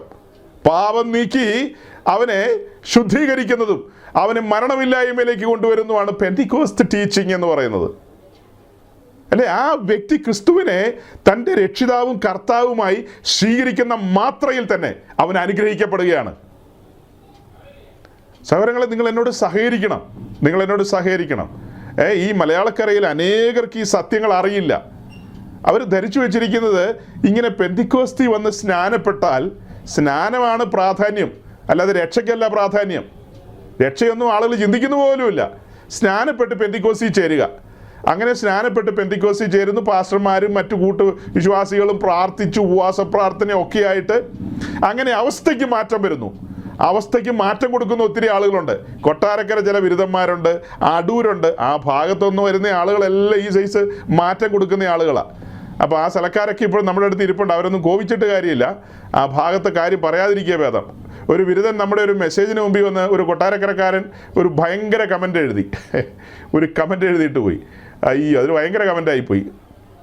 അപ്പം ഞാൻ നമ്മുടെ സഹോദരന്മാരോട് പറഞ്ഞു, അത് കണ്ടിട്ട് അവനൊരു ചെറിയ മെസ്സേജ് കൊടുത്തേരെ രക്ഷിക്കപ്പെടണമെന്ന് ആ പെന്തിക്കോസുകാരനോട് ഒരു മറുപടി കൊടുത്തേക്കാൻ പറഞ്ഞു. കൊട്ടാരക്കരക്കാർ അടൂക്കാരൊക്കെ കേട്ട് കഴിഞ്ഞാൽ രക്ഷിക്കപ്പെട്ട് കഴിഞ്ഞാൽ പല അസുഖങ്ങൾക്കും ഈ പലതരം ഈ സംശയങ്ങൾക്കും കമൻ്റ് എഴുത്തുകൾക്കും ഒക്കെ മാറ്റം വരും. രക്ഷിക്കപ്പെട്ട് കഴിഞ്ഞാൽ പിന്നെ നമ്മൾ ഇതൊക്കെ എഴുതാൻ നേരത്ത് ഒന്നുകൂടെ ചിന്തിക്കും. അതായത് നമ്മൾ പറഞ്ഞ ഇത്രയേ ഉള്ളൂ. ഈ ഭൂമി കാണുന്ന കാര്യങ്ങളൊന്നും അല്ല ഈ നന്മ എന്നൊക്കെ പറയുന്നത്. അതിനൊന്നും ഒരു പ്രാധാന്യമില്ല. ഇതൊക്കെ യൂസ് ആൻഡ് ത്രോകളാണ്. നമ്മളെ സംബന്ധിച്ച് നമ്മളിവിടെ വെറും ക്ഷണികന്മാരാണ്. 1.25 മണിക്കൂറോ 2.25 മണിക്കൂറാണ് ആകെ നമ്മൾ ഈ ഭൂമി ജീവിക്കുന്നുള്ളൂ. 1.25 2.25 അത് മറന്നുപോയി. 70 ഏറിയാൽ 80 വെച്ചിട്ടാണ് 2.25 എനിക്ക് തോന്നുന്നത്. 2.25 മണിക്കൂറാണ് ആകെ ഇവിടെയുള്ളൂ. അതിൽ തന്നെ ഒരു പാതി കഴിഞ്ഞിട്ടാണ് പലരും വിശ്വാസത്തിൽ വന്നത്. ചിലർ 90 വയസ്സിലൊക്കെയാണ് വിശ്വാസത്തിൽ വന്നത്. 90 വയസ്സുകാരൊക്കെ ഇവിടെ ഇരിപ്പുണ്ട്. അപ്പോൾ അങ്ങനെ വന്ന പുള്ളികളുമുണ്ട്. അവർക്കിനി എത്ര മിനിറ്റ് ഉണ്ടായിരിക്കും ആർക്കറിയാം. 80 വരെ നമ്മൾ കണക്ക് കൂട്ടിയുള്ളൂ 2.25 എന്നുള്ളത്. 80-ന് മുകളിൽ പോയ പാർട്ടികൾ ഇനി അവർക്കൊല്ല കണക്കുണ്ടോ കൂട്ടാൻ. അപ്പോൾ ആകെ കുറച്ച് സമയം ഇവിടെയുള്ളൂ. ആ കുറച്ച് സമയം കൊണ്ട് നമ്മൾ കാത്തിരിക്കുക ഒരു എന്താ നമ്മളെ കൊണ്ടുപോകാനുള്ളൊരു സൂപ്പർ ഫാസ്റ്റ് ട്രെയിനിങ് വരണം. അതിനുവേണ്ടി നമ്മളിങ്ങനെ പ്ലാറ്റ്ഫോമിൽ നിൽക്കുക. ആ പ്ലാറ്റ്ഫോമിൽ നിൽക്കുമ്പോഴാണ് ഈ കോമാളിത്തരങ്ങളും തമാശകളും ഇൻ്റർവ്യൂകളും കുടുമിക്കാരനോടുള്ള ഇൻ്റർവ്യൂ എന്തെല്ലാം സൈസ് കാര്യങ്ങളാണ് നടക്കുന്നത്. സത്യത്തിൽ വെളിപ്പാടിലല്ലേ പെന്തിക്കോസ്തുകാർ ജീവിക്കേണ്ടത്? അവർ വല്ലവരുമൊക്കെ പറയുന്നത് കേട്ടിട്ട് ജീവിക്കേണ്ടവരാണോ? എന്താ വെളിപ്പാട്? കേവലം 2.5 മണിക്കൂർ ഈ ഭൂമിയിൽ ആയുസുള്ളൂ. അത് ഈ പ്രസവിച്ചിങ് താഴേക്ക് പോന്നു കഴിഞ്ഞാൽ അവിടെ മുതൽ പെട്ടി വരെയുള്ള സമയമാണ് പറഞ്ഞത്. 70 ഏറിയാൽ 80. അത്രയും സമയം കൊണ്ട് നിങ്ങൾ എന്തുണ്ടാക്കുമെന്ന് ഈ പറയുന്നത്? നിങ്ങൾ എന്ത് സ്വരുക്കൂട്ടുമെന്നാണ് ഈ പറയുന്നത്? ഞാൻ പറഞ്ഞില്ലേ, അങ്ങ് ടെഹ്റാനിൽ നിന്ന് ഒരൊറ്റ മിസൈലിങ് വന്നാൽ മതി, ന്യൂയോർക്ക് ന്യൂജേഴ്സി ഒന്നും പിന്നെ ബാക്കി കാണില്ല. ആ സൈസ് സാധനങ്ങൾ അവരുടെ കയ്യിലിരിക്കുന്നത്. ഞങ്ങൾ മറ്റേ സാധനം വെച്ച് തടുക്കൂന്നൊക്കെ തടുക്കും, ശരിയായിരിക്കാം. തടുക്കാൻ പറ്റിയില്ലെങ്കിലോ? ഇപ്പം ഗാസ സിറ്റിയിലുള്ള ആൾക്കാരെല്ലാം വിചാരിച്ചിരുന്നത് എന്നാ, ഞങ്ങളുടെ ഹമാസ് എല്ലാം ശരിയാക്കും, ഇസ്രായേലിനെയൊക്കെ പപ്പടം പോലെ ആക്കുന്ന. ഇപ്പോൾ അവിടെ മൃഗങ്ങളും, പറയാൻ എനിക്ക് ഭയങ്കര വിഷമമുണ്ട് കേട്ടോ, മൃഗങ്ങളും കുട്ടികളും കൂടെ ഒരുമിച്ചാണ് ഈ കുപ്പത്തൊട്ടിയിൽ നിന്നൊക്കെ ഭക്ഷണത്തിന് വേണ്ടി മല്ല് പിടിക്കുന്നത്. എന്തൊരു വേദനാജനകമായ കാഴ്ചയാണ്. മനുഷ്യ കുഞ്ഞുങ്ങളല്ലേ അതൊക്കെ.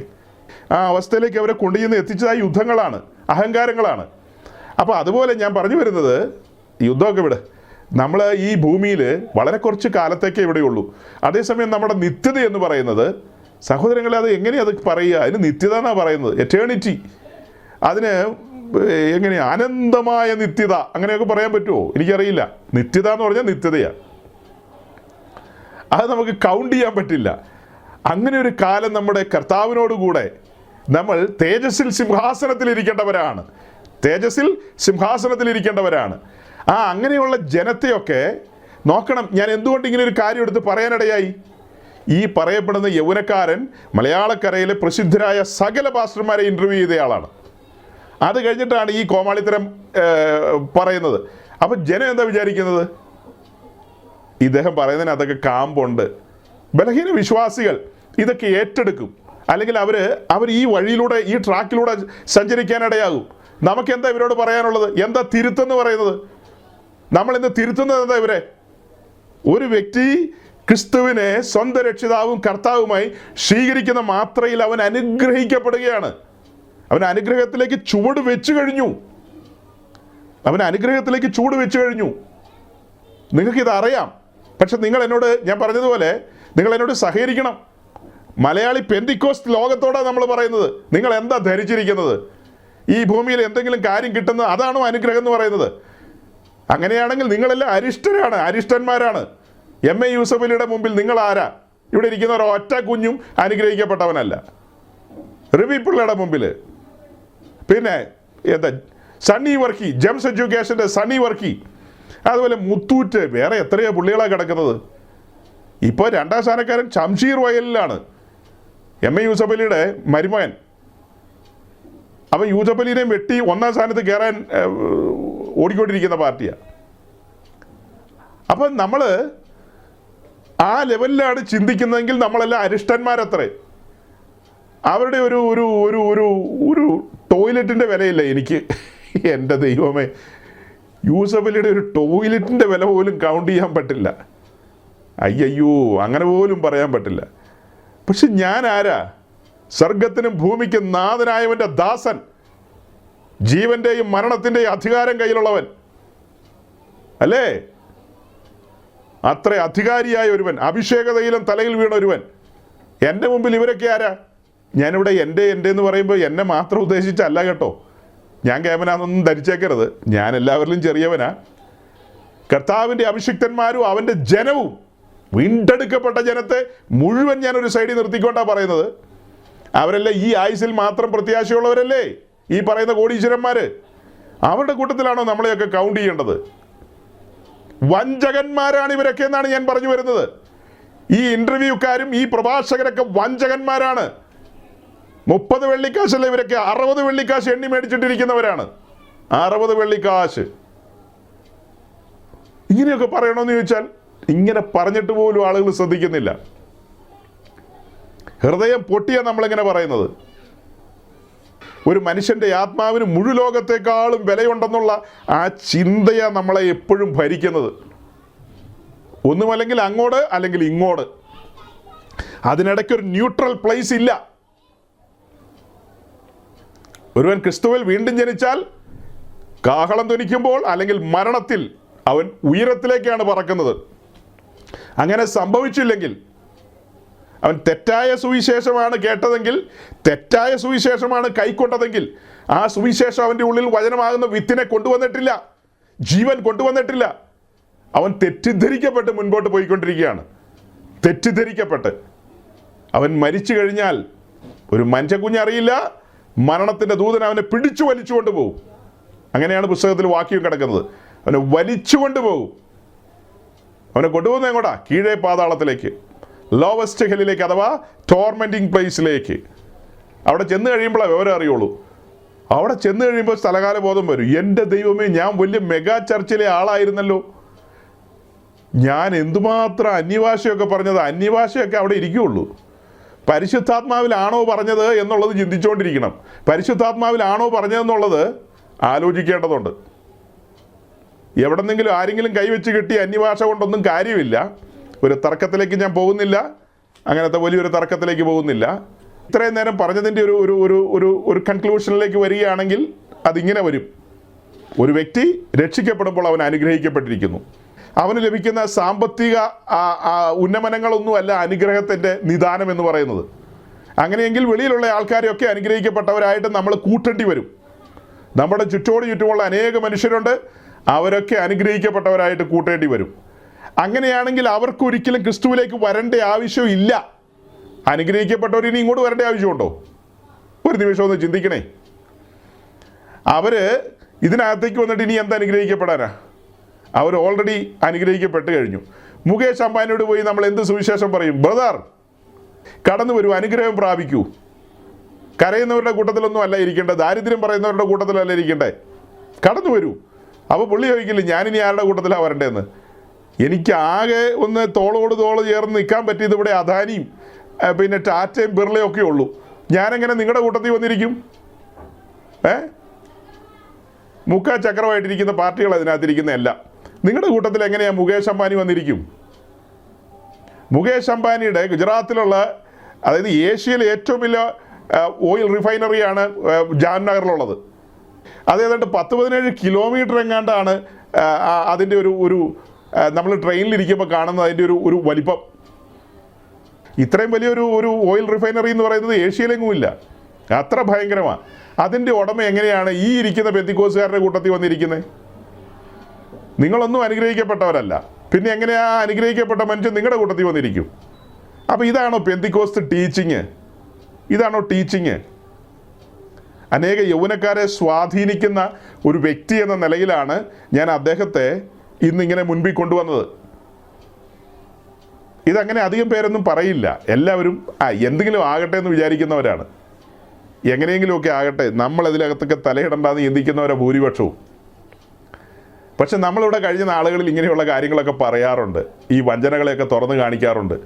അതുകൊണ്ടാണ് ഞാനിന്ന് ഇതിനു വേണ്ടി തുനിഞ്ഞിറങ്ങിയത്. ഓക്കെ, അതിൻ്റെ ലാസ്റ്റ് ഭാഗം കൂടെ പറഞ്ഞ ആ ഭാഗം വിടാം. അദ്ദേഹം ഒരു വചനഭാഗം പറയുകയാണ്. ദൈവവചനത്തിൽ ഇങ്ങനെ പറയുന്നു, അവൻ നമ്മുടെ അകൃത്യങ്ങളെ മോചിച്ചതിനാൽ നാം അനുഗ്രഹിക്കപ്പെടേണ്ടതിനാണ് അങ്ങനെ ചെയ്തതെന്ന്. യെശയ്യാ പ്രവാചകന്റെ ദിവസം 53-ാം അധ്യായത്തിൻ്റെ 5-ാം വാക്യമാണ് ഉദ്ദേശിക്കുന്നത്. യെശയ്യാ 53-ന്റെ 5 വായിച്ചേ. എന്നാൽ അവൻ നമ്മുടെ അതിക്രമങ്ങൾ നിമിത്തം മുറിവേറ്റും നമ്മുടെ അകൃത്യങ്ങൾ നിമിത്തം തകർന്നു മരിക്കുന്നു. നമ്മുടെ സമാധാനത്തിനായുള്ള ശിക്ഷ അവന്റെ മേലായി, അവന്റെ അടിപ്പിടലുകളിൽ സൗഖ്യം വന്നുമിരിക്കുന്നു. ഈ വാക്യമായിരിക്കും ഉദ്ദേശിച്ചത്. എന്നാൽ അവൻ നമ്മുടെ അതിക്രമങ്ങൾ നിമിത്തം മുറിവേറ്റും നമ്മുടെ അകൃത്യങ്ങൾ നിമിത്തം തളർന്നു ഇരിക്കുന്നു. നമ്മുടെ സമാധാനത്തിനുള്ള ശിക്ഷ അവൻ്റെ മേലായി, അവൻ്റെ അടിപ്പിടലാൽ നമുക്ക് സൗഖ്യം വന്നിരിക്കുന്നു. സൗഖ്യം വന്നൊക്കെ അവിടെ കിടക്കട്ടെ. ഇങ്ങനെ അകൃത്യം മാറിക്കഴിഞ്ഞാൽ പിന്നെ അനുഗ്രഹമാണ്. പിന്നെയും ദാരിദ്ര്യത്തിൽ ഇരിക്കുകയാണെങ്കിൽ നാം ചിന്തിക്കേണ്ടിയിരിക്കുന്നു കേട്ടോ, ചിന്തിക്കേണ്ടിയിരിക്കുന്നു. ഇവിടെ ആരെങ്കിലും ദാരിദ്ര്യത്തിൽ ഇരിപ്പുണ്ടെങ്കിൽ നിങ്ങളൊക്കെ ചിന്തിക്കണം. അതായത് കർത്താവ് നിങ്ങളുടെ അകൃത്യം മോചിച്ചെങ്കിൽ തൽക്ഷണം നിങ്ങൾ അനുഗ്രഹത്തിലേക്ക് വരണം. പിന്നെയും ദാരിദ്ര്യത്തിലാണ് ഇരിക്കുന്നതെങ്കിൽ അത് സംതിങ് എന്തോ കുഴപ്പമുണ്ട്. അങ്ങനെ ഊന്നിയാണ് അദ്ദേഹം പറഞ്ഞിരിക്കുന്നത്. വിഡ്ഢികളായ ഇവരെ കുറിച്ച് നമുക്ക് എന്താ പറയാനുള്ളത്? വിഡ്ഢികൾ എന്നല്ലാതെ ഇവരെയൊക്കെ എന്തെന്ന് വിളിക്കാൻ പറ്റും? അനേകരെ കുഴി ചാടിക്കാനായിട്ട് ഇത് അവർക്ക് തമ്മിൽ സംസാരിക്കാം. അത് സാമൂഹ്യ മാധ്യമങ്ങളിലൊക്കെ ഇടുമ്പോൾ അനേകരത് ശ്രദ്ധിക്കില്ലേ? മെയിൻ ലൈൻ പെന്തിക്കോസ്റ്റിലെ ഒരു ചർച്ചിൻ്റെ ഭാഗമാണ് ഈ മറു സൈഡിൽ നിൽക്കുന്ന പ്രസിദ്ധനായ കുടുംബക്കാരൻ സഹോദരൻ. മറ്റവരെക്കുറിച്ച് എനിക്കൊരു ഐഡിയ ഇല്ല. കണ്ടിട്ട് ഏതോ ന്യൂ ജനറേഷൻ ഗ്രൂപ്പിൽപ്പെട്ട വ്യക്തിയാണെന്ന് എനിക്ക് തോന്നുന്നത്, വർത്തമാനമൊക്കെ കേട്ടിട്ട്. തഗ്ഗു ആൻഡ് ടീമുകളുടെ കൂട്ടത്തിലുള്ളവരൊക്കെയാണ് ഇങ്ങനത്തെ വർത്തമാനം സാധാരണ പറയാറ്. അപ്പോൾ ഇതിൽ നിന്ന് നിങ്ങളുടെ മുമ്പാകെ ഞാൻ കൊണ്ടുവരുന്നൊരു ആശയം, ഇവിടുത്തെ ക്ലാസിക്കൽ പെന്തിക്കോസ്റ്റ് എന്ന് പറയുന്ന പെന്തിക്കോസ്റ്റും ന്യൂ ജനറേഷനുമായിട്ടൊന്നും ഒരു വ്യത്യാസമില്ലാത്ത നിലയിലേക്ക് ഏതാണ്ട് എത്തിപ്പെട്ട് കഴിഞ്ഞു. ഇതെല്ലാം ഏതാണ്ട് ഒന്നായി തീർന്ന ഒരു കാലഘട്ടത്തിലേക്ക് വന്നിരിക്കുകയാണ്. സഹോദരങ്ങളെ, ഇന്ന് നമ്മൾ ഈ കാണുന്ന ഈ പെന്തിക്കോസ്റ്റ് ഒന്നും ഇങ്ങനെ നിൽക്കില്ല. നിങ്ങൾ കുറിച്ചു വെച്ചോ എവിടെയെങ്കിലും. ഈ പെന്തിക്കോസ്റ്റൊക്കെ വഴിയിൽ നിന്ന് വഴിമാറും. ഇത് കേവലം ഒരു മതമായിട്ട് പരിണമിക്കും. ഇതിനകത്തൊക്കെ തകർന്നു തുടങ്ങിയ ഹൃദയത്തോടെ അനേകരിരുന്ന് കരഞ്ഞുകൊണ്ടിരിക്കുക. നിങ്ങൾ കേൾക്കണോ? ഈ കഴിഞ്ഞ ദിവസം ഒരു സഹോദരി, കേരളത്തിന് വെളിയിലുള്ള ഒരു സഹോദരി, കഴിഞ്ഞ 6-7 മാസമായിട്ട് നമ്മുടെ മെസ്സേജ് കേട്ടുകൊണ്ടിരിക്കുക. ഇടയ്ക്ക് 1-2 തവണയൊക്കെ ഞാൻ അവരുടെ പേര് ശ്രദ്ധിച്ചിരുന്ന ഒരു കമൻ്റ് എഴുതിയിരിക്കുന്നത്. ഇടയ്ക്ക് 1-2 തവണയൊക്കെ അവർ കമൻസ് എഴുതിയത് ഞാൻ ശ്രദ്ധിച്ചിരുന്നു. ജസ്റ്റ് ഒരു ഓർമ്മയിലുണ്ട്. അപ്പോൾ അവരെന്നെ കോൾ ചെയ്ത് എന്നോട് സംസാരിച്ചു വന്നപ്പോഴാണ് എനിക്കും സങ്കടം വന്നുപോയി. കാരണം അവർ ഒരു സിറിയൻ യാക്കോബായ പശ്ചാത്തലത്തിൽ നിന്ന് ഇങ്ങനെ വിശ്വാസ വഴിയിൽ വന്നിട്ട് കുറേ വർഷങ്ങളായി. ഇപ്പം നമ്മൾ പറഞ്ഞ ആ കുടുംബക്കാരുടെ കൂട്ടത്തിൽ പെട്ടതാ, അതിൻ്റെ ഒരു സഭയുടെ ഭാഗമാണ് അവർ. അപ്പോൾ ആ സഹോദരി എന്നോട് പറയുകയാണ്, എൻ്റെ ദേവദാസനെ കഴിഞ്ഞ ദീർഘനാളുകളായി ഞാൻ ഇവിടെ വളരെ ദുഃഖത്തിലാണ്. എനിക്ക് വചനം കേൾക്കാൻ കിട്ടുന്നില്ല, എനിക്ക് വചനം കേൾക്കാൻ കഴിയുന്നില്ല. ഞങ്ങളുടെ ആ ചർച്ചിൽ 1.25 മണിക്കൂർ സമയം പ്രസംഗത്തിനുണ്ട്. അത് മുഴുവൻ സങ്കീർത്തനത്തിൽ നിന്നാണ് ആ പാസ്റ്റർ പ്രസംഗിക്കുകയുള്ളൂ. പുതിയ നിയമത്തിൽ നിന്ന് ഒരു വാക്ക് പോലും അദ്ദേഹം പറയില്ല. വല്ല അബദ്ധം പറ്റി പറഞ്ഞെങ്കിലായി, അല്ലാതെ ലേഖനങ്ങളിൽ നിന്ന് ഒന്നും ഒരു കാര്യം പ്രസംഗിക്കുന്നില്ല. ഞാനങ്ങനെ വളരെ സങ്കടപ്പെട്ടിരുന്നപ്പോഴാണ് അവിചാരിതമായി നിങ്ങളുടെ പ്രസംഗങ്ങൾ യൂട്യൂബിലുള്ളത് എൻ്റെ കൺവെട്ടത്ത് വന്നത്. അങ്ങനെ ഒരെണ്ണം ശ്രദ്ധിച്ചപ്പോൾ പിന്നെയും ഇങ്ങനെ കയറി വന്നതുകൊണ്ട് ബാക്കിയുള്ളതും ശ്രദ്ധിക്കാനിടയായി. അങ്ങനെ ഞാൻ കുറേ പ്രസംഗങ്ങൾ കേട്ട് കഴിഞ്ഞപ്പോൾ അതിനകത്ത് ക്രൂശിൻ്റെ ശത്രുക്കൾ എന്നുള്ള പ്രസംഗം വന്നു. ക്രൂശിൻ്റെ ശത്രുക്കൾ എന്നുള്ള പ്രസംഗം നിങ്ങൾ മാത്രമല്ല കേട്ടിട്ടുള്ളൂ. വേറൊരു സഹോദരി വേറൊരു സ്റ്റേറ്റിലിരുന്ന്, ഇച്ചിരി ദൂരെയാണ്, അവരവിടെ ഇരുന്ന് കേട്ടു. അപ്പോൾ കേട്ട് കഴിഞ്ഞപ്പോൾ അവർക്കൊരാവേശം. അവർ ആ സഭയിലെ സെക്രട്ടറിയോട് പറഞ്ഞു, എനിക്ക് ലേഖനങ്ങളിൽ നിന്നൊക്കെ പ്രസംഗം കേൾക്കാൻ ആഗ്രഹമുണ്ട്, പാസ്റ്ററോടൊന്ന് പറയാവോ? ഒരു മനുഷ്യൻ ബെഗ് ചെയ്യുക, ഒരു സ്ത്രീ ബെഗ് ചെയ്യുക സെക്രട്ടറിയോട്, എനിക്കിങ്ങനെ ആഗ്രഹമുണ്ട്, ഒന്ന് അങ്ങനെ ഇടയ്ക്കൊക്കെ ഒന്ന് പ്രസംഗിക്കാവോ എന്ന് ചോദിക്കുക. അപ്പോൾ സെക്രട്ടറി പറഞ്ഞു, അതൊന്നും ഞാൻ പറയില്ല, അതൊന്നും നടക്കണ കാര്യമല്ല എന്ന് പറഞ്ഞു.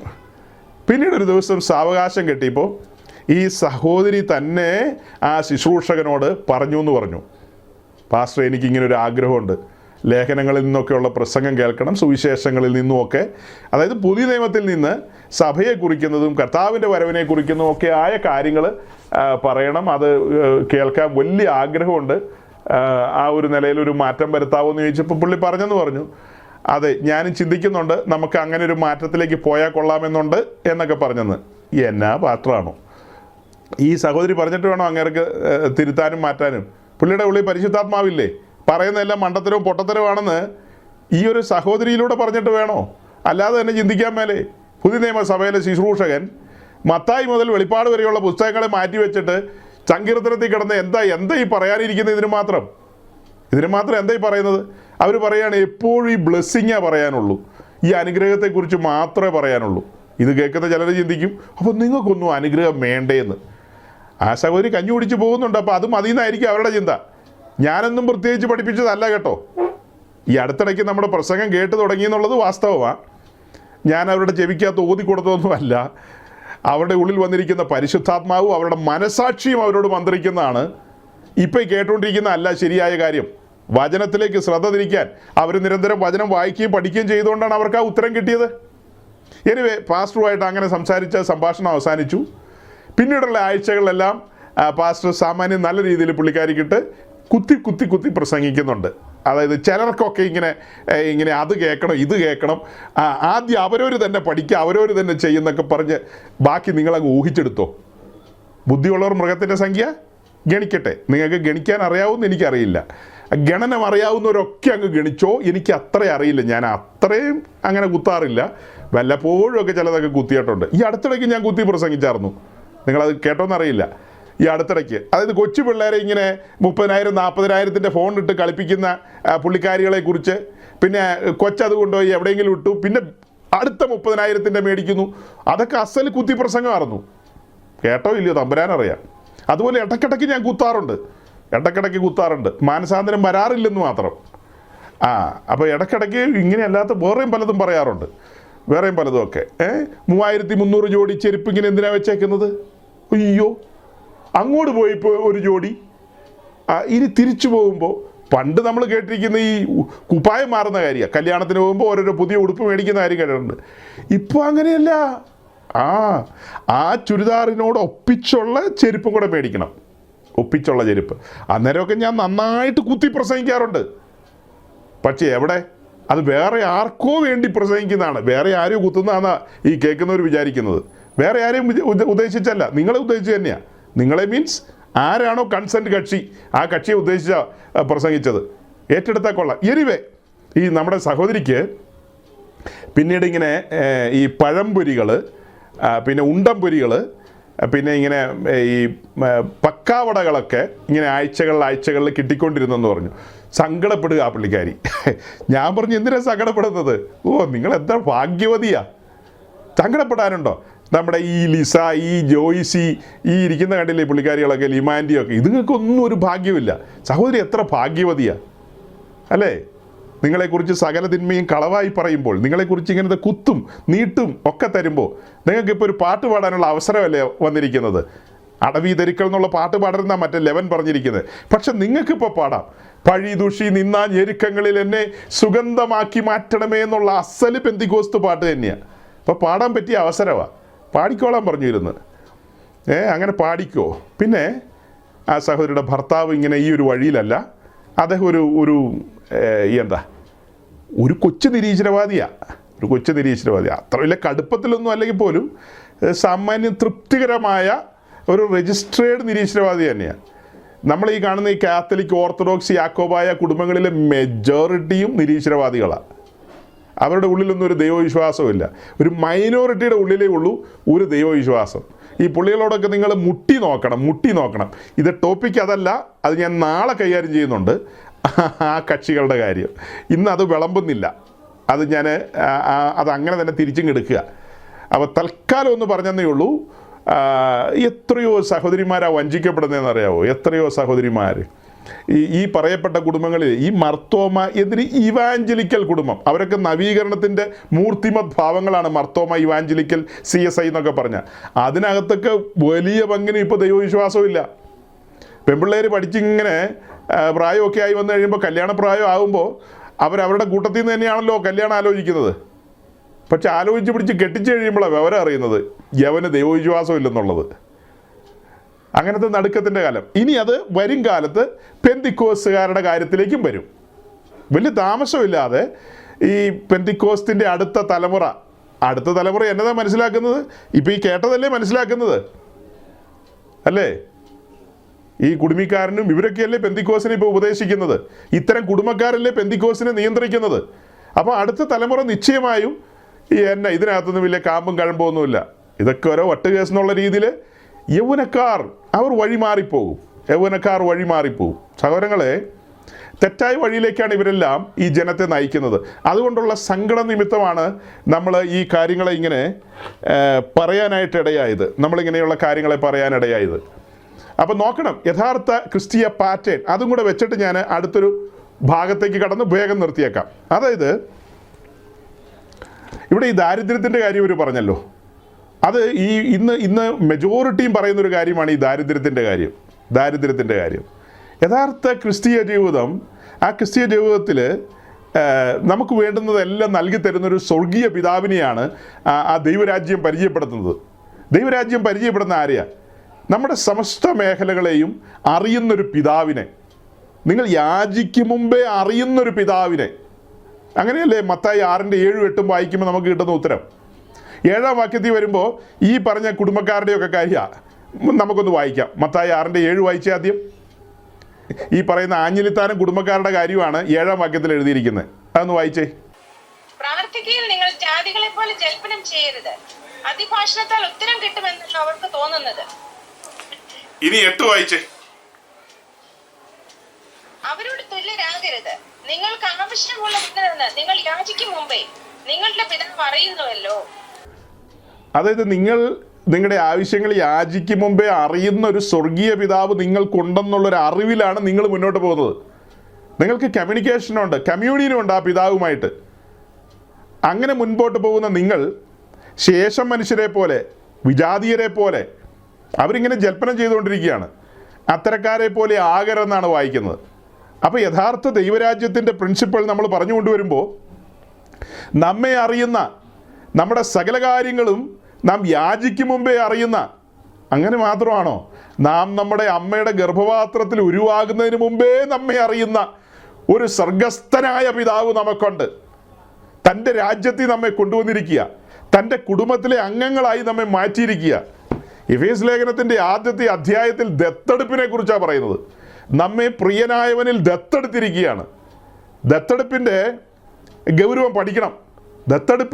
ദത്തെടുക്കുന്നയാൾക്ക്, ദത്തെടുക്കുന്ന വ്യക്തി തനിക്കുള്ളതെല്ലാം എഴുതി വെക്കണം, എങ്കിലേ ദത്തെടുക്കാൻ പറ്റുള്ളൂ അതിൻ്റെ നിയമം അനുസരിച്ച്. ക്രിസ്തുയേശുവിൽ നമ്മെ ദത്തെടുക്കുമ്പോൾ ക്രിസ്തുയേശുവിൽ നമുക്ക് സകല അധികാരങ്ങളും മഹിമകളും നമ്മുടെ പേർക്ക് ആക്കിയിട്ടാണ് നമ്മെ ദത്തെടുക്കുന്നത്. അതാണ് 3-ാം അധ്യായത്തിൽ കാണുന്നത്. അതോ ജാതികൾ സുവിശേഷത്താൽ ഏകശരീരസ്ഥരും വാക്തത്വത്തിൽ പങ്കാളികളും പിന്നെ എന്താ സകലത്തിനും കൂട്ടവകാശികളും എന്ന നിലയിൽ തെരഞ്ഞെടുക്കപ്പെട്ടിരിക്കുന്നു. സഹോദരങ്ങളെ, ആ വാക്യം ഞാൻ മറന്നിരിക്കുകയായിരുന്നു. നിങ്ങളെന്താ ഓർമ്മിപ്പിക്കാതിരുന്നത്? നമ്മുടെ ഗോൾഡൻ വാക്യം എഫേസ് ലേഖനം 3:6. ഈ കുടുംബക്കാർക്കെല്ലാം വേണ്ടി നമുക്ക് ഡെഡിക്കേറ്റ് ചെയ്തേക്കാത്. അതോ ജാതികൾ സുവിശേഷത്താൽ ക്രിസ്തുയേശുവിൽ കൂട്ടവകാശികളും.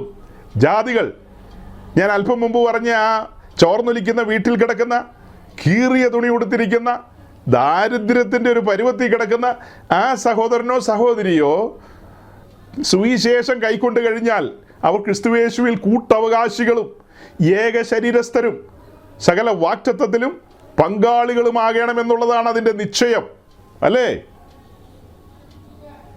നമ്മൾ കടന്നു വരുന്ന പങ്കാളിത്തം എന്തിലേക്കാ?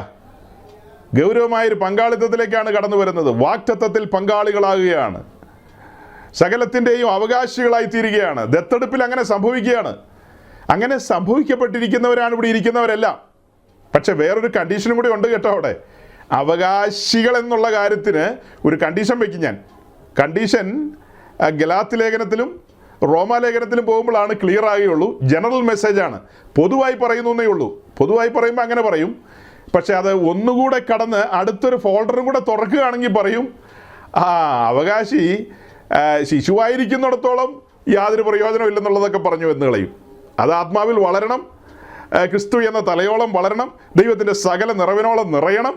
അങ്ങനെയൊക്കെ വന്നു കഴിയുമ്പോൾ റോമാലേഖനം 8-ാം അധ്യായത്തിൽ പറയുമ്പോൾ എന്താ, ക്രിസ്തുയേശുവിൽ നാം കൂട്ടവകാശികൾ, ആ തേജസ്സിന് കൂട്ടവകാശികളായി തീരുകയാണ്.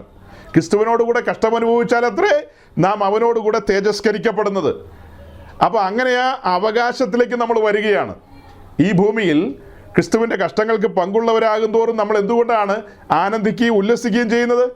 തേജസ്സിൻ്റെ പങ്കാളിത്തത്തിലേക്ക് നമ്മൾ വരികയാണ്, തേജസ്സിൻ്റെ പങ്കാളിത്തത്തിലേക്ക്. അപ്പോൾ സഹോദരങ്ങളെ, ഞാൻ പറഞ്ഞു വരുന്നത്, ഇത്ര വലിയൊരു മഹിമയിലേക്കാണ് വിളിച്ചിരിക്കുന്നത്. ആ മഹിമയിലേക്ക് വിളിച്ചിരിക്കുന്നു എന്ന ബോധ്യം ഇന്ന് മെജോറിറ്റിക്കും ഇല്ല. ഈ ഗൗരവതരമായ മെസ്സേജുകൾ നമുക്കൊരു ചർച്ചിൽ പോയി ഇന്ന് പ്രസംഗിക്കാൻ പറ്റാത്ത അവസ്ഥയാണ്. ചർച്ചുകളിൽ ചെന്ന് എങ്ങനെ പ്രസംഗിക്കും? ഞാൻ അന്തം വിട്ടിരിക്കും. നമ്മളൊരു അനുഗ്രഹത്തെക്കുറിച്ച് പ്രസംഗിക്കുമെന്നാണ് അവർ ചിന്തിക്കുന്നത്. നമ്മൾ അവരുടെ മുമ്പിൽ വയ്ക്കുന്ന അനുഗ്രഹം എന്താ? പുതിയ നിയമത്തിൻ്റെ അനുഗ്രഹം യേശുക്രിസ്തു അല്ലേ? പുതിയ നിയമസഭയ്ക്ക് ലഭിക്കപ്പെട്ട നന്മ എന്ന് പറയുന്നത് പരിശുദ്ധാത്മാവല്ലേ? എപ്പോഴും നമുക്ക് അനുഭവിക്കാൻ കഴിയുന്ന നന്മ, നമുക്ക് വേണ്ടി മാത്രം ലഭിക്കപ്പെട്ടിരിക്കുന്ന അനുഗ്രഹം നമ്മുടെ മണവാളനായ ക്രിസ്തു തന്നെയല്ലേ? നാം ക്രിസ്തുവിനെയല്ലേ കൈക്കൊള്ളുന്നത്? അനുഗ്രഹമല്ലേ നാം റിസീവ് ചെയ്യുന്നത്, അല്ലേ? നമ്മൾ വേറൊരു വീഡിയോ കൂടെ കാണിക്കാനുണ്ടായിരുന്നു, അത് അടുത്ത ദിവസം കാണിക്കാം.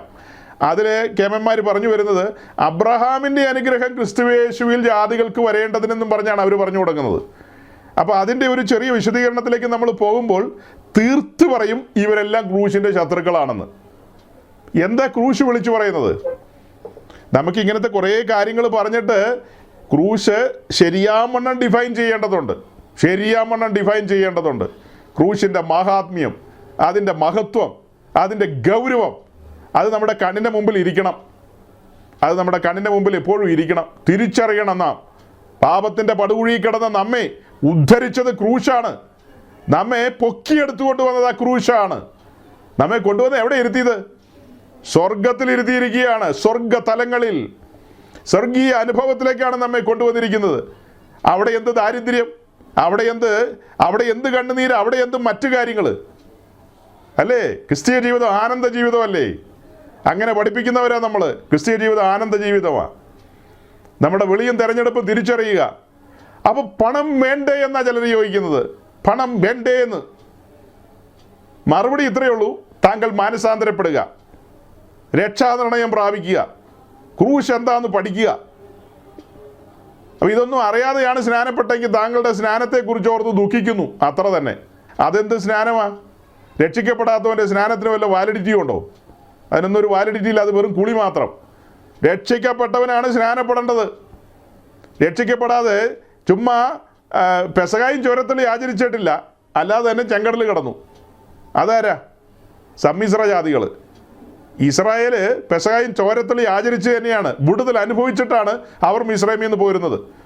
അതേസമയം ഒരു കൂട്ടം സമ്മിശ്ര ജാതികൾ ആ കൂട്ടത്തിൽ ഇറങ്ങി തിരിച്ചു. അവർ പെസകായും ചോരത്തളിയൊന്നും ആചരിച്ചവരല്ല. അവരെല്ലാം ഈ കൂട്ടത്തിൽ ചെങ്കടൽ കടന്നു. ചെങ്കടലെല്ലാവരും കടന്നു. പക്ഷെ ചെങ്കടൽ കടന്ന് അവരെല്ലാം മരുഭൂമി വന്ന് കരച്ചിൽ ആരംഭിച്ചു. അപ്പോൾ പെസകായും ചോരത്തളി ആചരിച്ചവനും ആ കൂട്ടത്തിൽ കരയാൻ ആരംഭിച്ചു. എല്ലാം പട്ടുപോയി.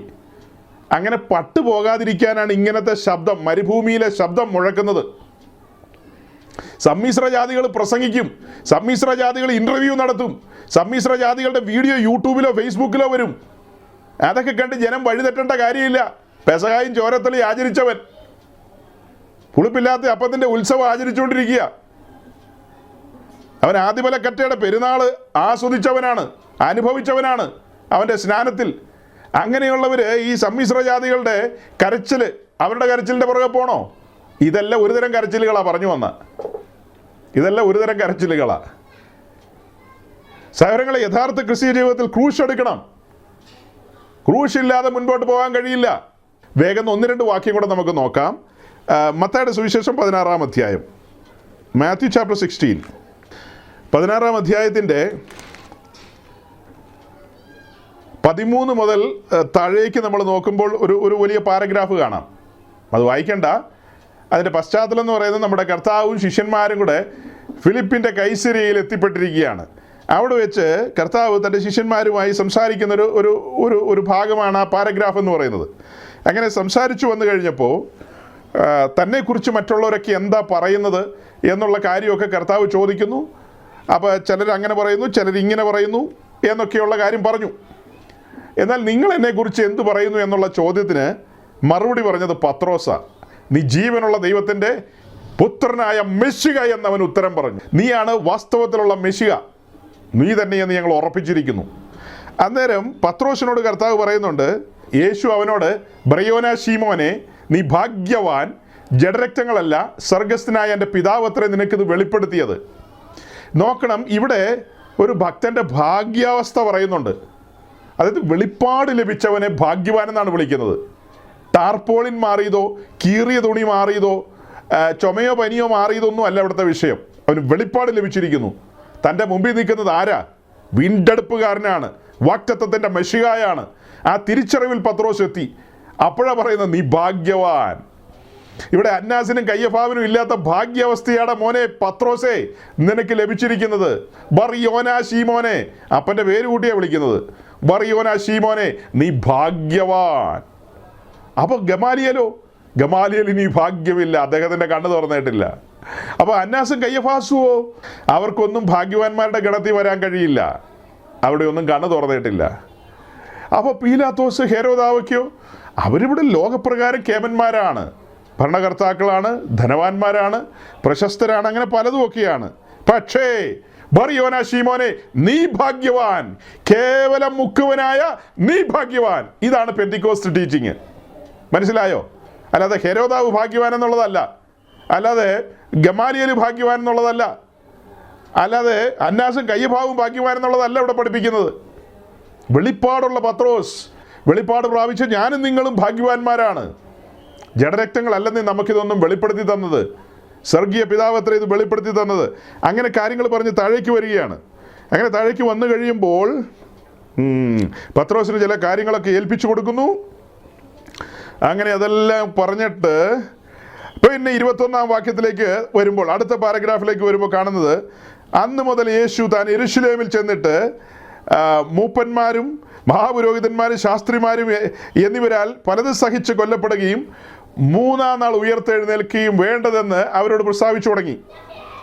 അതായത് അവിടെ മുതൽ കർത്താവ് തൻ്റെ ശിഷ്യന്മാരോട് പറയുകയാണ്. പിന്നീടുള്ള സമയത്തെ കാര്യമാണത്. അടുത്ത പാരഗ്രാഫ് ഇങ്ങനെ തൻ്റെ മരണവൃത്താന്തം അവരെ അറിയിക്കുകയാണ്. മരണവൃത്താന്തം അത് അറിയിച്ചു കഴിയുമ്പോൾ തൽക്ഷണം പത്രോസ് പറയുന്ന കാര്യമാണ്. പത്രോസ് അവനെ വേറിട്ട് കൊണ്ടുപോയി, ഇച്ചിരി മാറ്റി നിർത്തിയെന്ന്, പത്രോസ് അവനെ വേറിട്ട് കൊണ്ടുപോയി, കർത്താവെ അതരുതേ, നിനക്കങ്ങനെ ഭവിക്കരുത് എന്ന് ശാസിച്ചു തുടങ്ങി. അതായത് ക്രൂശ് വേണ്ട എന്നാണ് പത്രോസ് പറയുന്നത്. ക്രൂശ് വേണ്ട എന്ന്. അപ്പോൾ ആ പത്രോസിനെ എന്തെന്നാ വിളിച്ചത് കർത്താവ്? പത്രോസിനെ എന്തെന്നാ വിളിച്ചത്? അവനോ തിരിഞ്ഞ് പത്രോസിനോട്, സാത്താനെ എന്നെ വിട്ടുപോ, നീ എനിക്ക് ഇടർച്ചയാകുന്നു, നീ ദൈവത്തിൻ്റെതല്ല മനുഷ്യരുടേതത്രേ ചിന്തിക്കുന്നു എന്ന് പറഞ്ഞു. യേശു തിരിഞ്ഞ് പത്രോസിനോട്, തൻ്റെ പ്രിയപ്പെട്ട ശിഷ്യനായ പത്രോസിനോട് പറയാണ്, സാത്താനെ എന്നെ വിട്ടുപോ. യേശു തിരിഞ്ഞ് തൻ്റെ പ്രിയ ശിഷ്യനായ പത്രോസിനോട് പറയാണ്, സാത്താനെ എന്നെ വിട്ടുപോ, നീ എനിക്ക് ഇടർച്ചയാകുന്നു. ഇന്ന് അനേക ഇൻ്റർവ്യൂക്കാരും അനേക കേമന്മാരുടെ കുടുംബക്കാരും ഇവരൊക്കെ ദൈവരാജ്യത്തിന് ഇടർച്ചയാണ്. നീ ഇവരെന്നതാ പറയുന്നതെന്ന് അവർക്ക് തന്നെ അറിയില്ല. അവിടെ ചുറ്റും ഇരിക്കുന്ന ആയിരക്കണക്കിന് 10,000-കണക്കിന് ആളുകളില്ലെന്ന് ചോദിച്ചാൽ അതും ഒന്നും കണ്ണ് തുറന്നിട്ടില്ല. കണ്ണ് തുറന്നവനാണെങ്കിൽ വേദപുസ്തകം വായിച്ചു കഴിഞ്ഞാൽ മനസ്സിലാവില്ലേ ഇവർ ഈ പറയുന്ന മണ്ടത്തരങ്ങളും വിവരക്കേടുകളുമാണെന്ന്. ഇപ്പം നമ്മളിത് എവിടെ പോയി പഠിച്ചതാ? പരിശുദ്ധാത്മാവ് തന്ന ബോധ്യത്തിലല്ലേ നമ്മളിതൊക്കെ പറയുന്നത്. അപ്പോൾ ഇത് ഏതൊരു വ്യക്തിക്കും ലഭിക്കപ്പെടുന്ന ബോധ്യങ്ങളല്ലേ? അല്ലേ? നീ എനിക്ക് ഇടർച്ചയാകുന്നു എന്നേ. ഏത് കാര്യത്തിലാ? ക്രൂശിനെ തിരസ്കരിക്കുന്നവരൊക്കെ ഇടർച്ചക്കാരാണ്. ക്രൂശ് പ്രസംഗിക്കാത്തവരും ക്രൂശിനെ അവഗണിക്കുന്നവരും ക്രൂശിക്കപ്പെട്ട ക്രിസ്തുവിനെ ഉയർത്താത്തവരൊക്കെ ദൈവസഭയ്ക്ക് ഇടർച്ചയാകുന്നു. നീ ദൈവത്തിൻ്റെതല്ല മനുഷ്യരുടേതത്രേ കരുതുന്നു എന്ന് പറഞ്ഞു. കേവലം ജഡത്തിൽ പത്രോസ് പ്രതികരിച്ചു. യേശു പത്രോസിനോട് പറയുകയാണ്, സാത്താനെ എന്നെ വിട്ടുപോകുന്നു. അപ്പോൾ ഈ പുള്ളികളെക്കുറിച്ച് നമ്മൾ എന്താ പറയേണ്ടത് സഹോദരങ്ങളെ? ഇവരെക്കുറിച്ചും അങ്ങനെയൊക്കെ പറയേണ്ടി വരില്ലേ?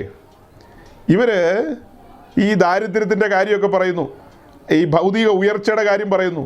ക്രിസ്ത്യാനിറ്റിയിൽ ഈ പറയുന്ന ഭൗതിക ഉയർച്ചയോ ദാരിദ്ര്യമോ ഇതൊന്നും പ്രസംഗിക്കുന്ന ഇടമല്ലെന്ന് നമ്മൾ നാളുകളായി പറയുകയാണ്.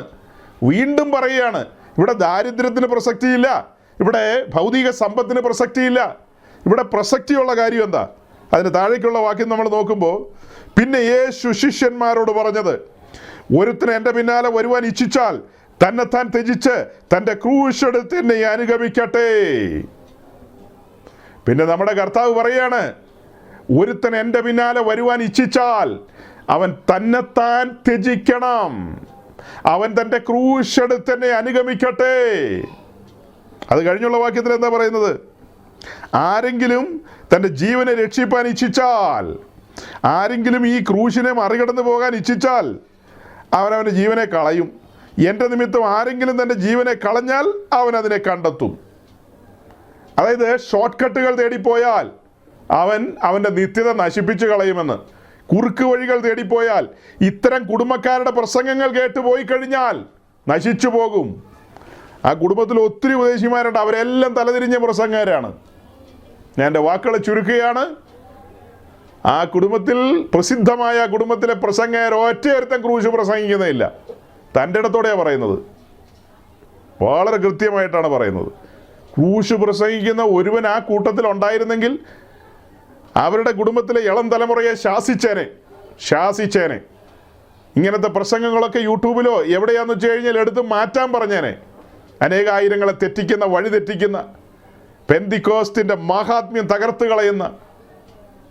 യാക്കോബക്കാർ, ഓർത്തഡോക്സുകാർ പോലും ഇങ്ങനത്തെ വാക്കുകളൊന്നും പറയില്ല. അവരൊക്കെ പ്രസംഗിക്കുന്നത് എന്താണെന്നറിയാവോ? ക്രിസ്തീയ ജീവിതത്തിൽ ക്രൂശിൻ്റെ അനുഭവങ്ങളുണ്ടെന്നാണ്. അവരൊന്നും വലിയ പ്രസംഗം പ്രസംഗിക്കില്ലായിരിക്കും, വലിയ ഒച്ചത്തിലും വലിയ നീട്ടിയും കുറിക്കൊന്നും പറയില്ലായിരിക്കാം.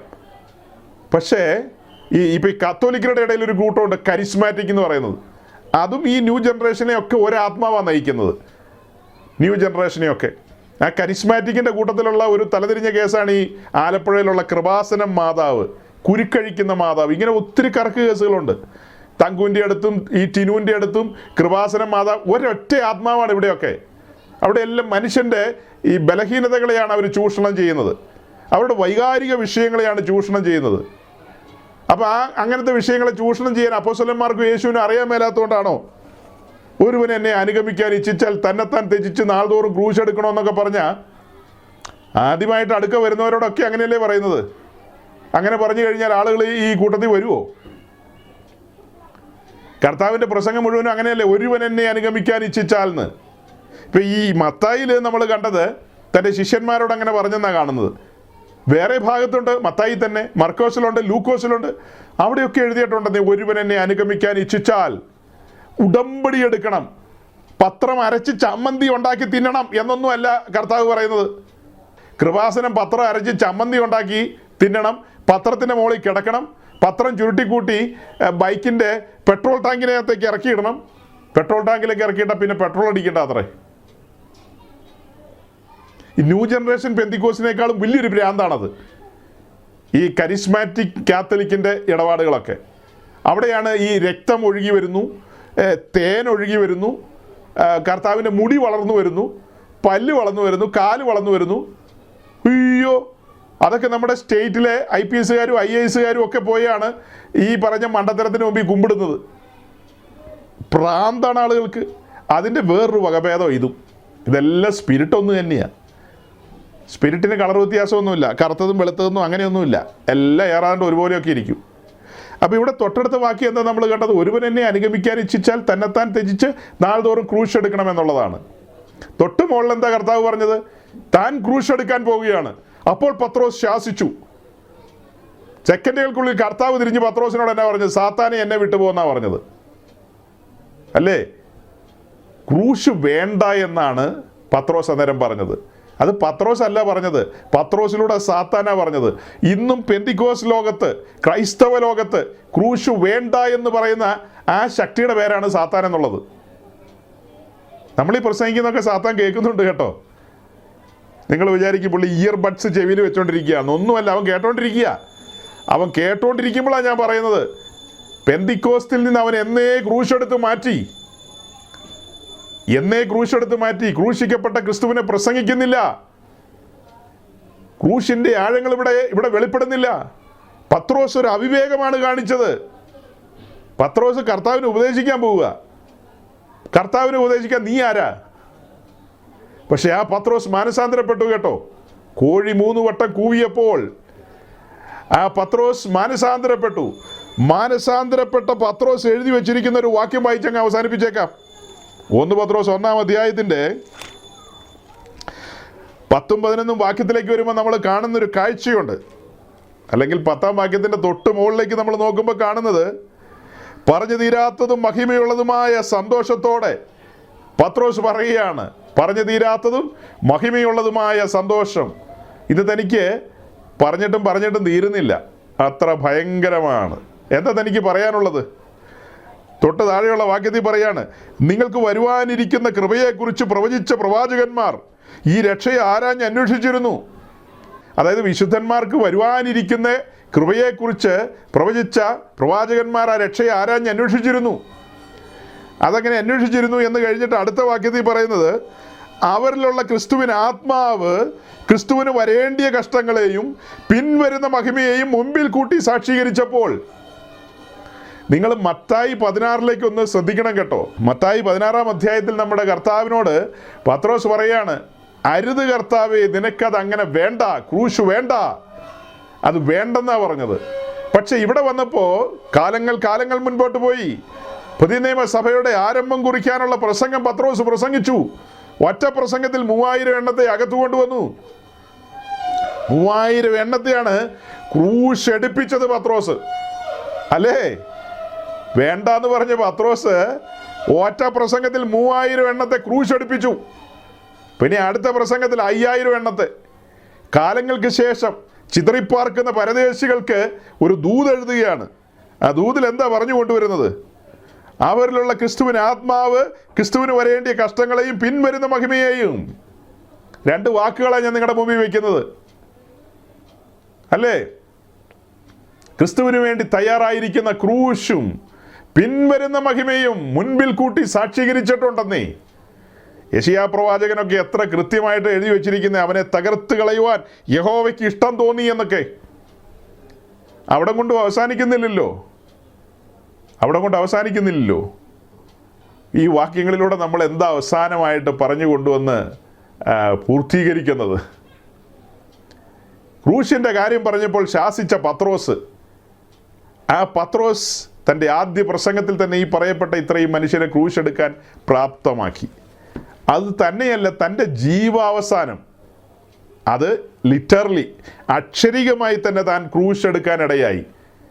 തന്നെ ക്രൂശിച്ചപ്പോൾ താൻ അവരോട് പറയായിരുന്നു, എൻ്റെ കർത്താവിനെ ക്രൂശിച്ചതുപോലെയല്ല, എന്നെ തലകീഴായി ക്രൂശിക്കുക, അവൻ്റെ പാദത്തിൽ ചുംബിക്കാൻ പാകത്തിന് എന്നെ തലകീഴായി ക്രൂശിക്കാനാണ് പത്രോസ് അവരോട് പറഞ്ഞത്. ക്രൂശ് വേണ്ടാന്ന് പറഞ്ഞ മനുഷ്യനാണ് ഇപ്പം സന്തോഷത്തോടെ ക്രൂശിലേക്ക് താൻ കയറുകയാണ്. അത് ലിറ്ററലി തൻ്റെ ജീവിതത്തിൽ സംഭവിച്ച കാര്യം. അതിൻ്റെ ആത്മീയ വശമാണ് നമ്മൾ വായിക്കുന്നത്. പുതിയ നിയമ സഭയോടുള്ള ബന്ധത്തിൽ ക്രിസ്തുവിന് വരേണ്ടിയ കഷ്ടവും പിൻവരുന്ന മഹിമയും ക്രൂശും പിന്നത്തേത് നാം കാണുന്നത് മഹത്വപൂർണമായ അനുഭവമാണ്, അല്ലേ? ക്രൂശിൻ്റെ അനുഭവങ്ങൾ ക്രിസ്തീയ ജീവിതത്തിലുണ്ട്. ക്രൂശിൻ്റെ അനുഭവങ്ങൾ പിന്നത്തേതിൽ എന്താ കാണുന്നത്? തേജസ്സിൻ്റെ അനുഭവമാണ്. അപ്പോൾ അതാണ് നമുക്ക് പ്രസംഗിക്കാനും പഠിപ്പിക്കാനും ഉള്ളത്. യഥാർത്ഥ പെന്തക്കോസ്റ്റ് ടീച്ചിങ് അതാണ്. ക്രൂശില്ലാതെ തേജസ്കരണമില്ല, ക്രൂശില്ലാതെ ജയമില്ല.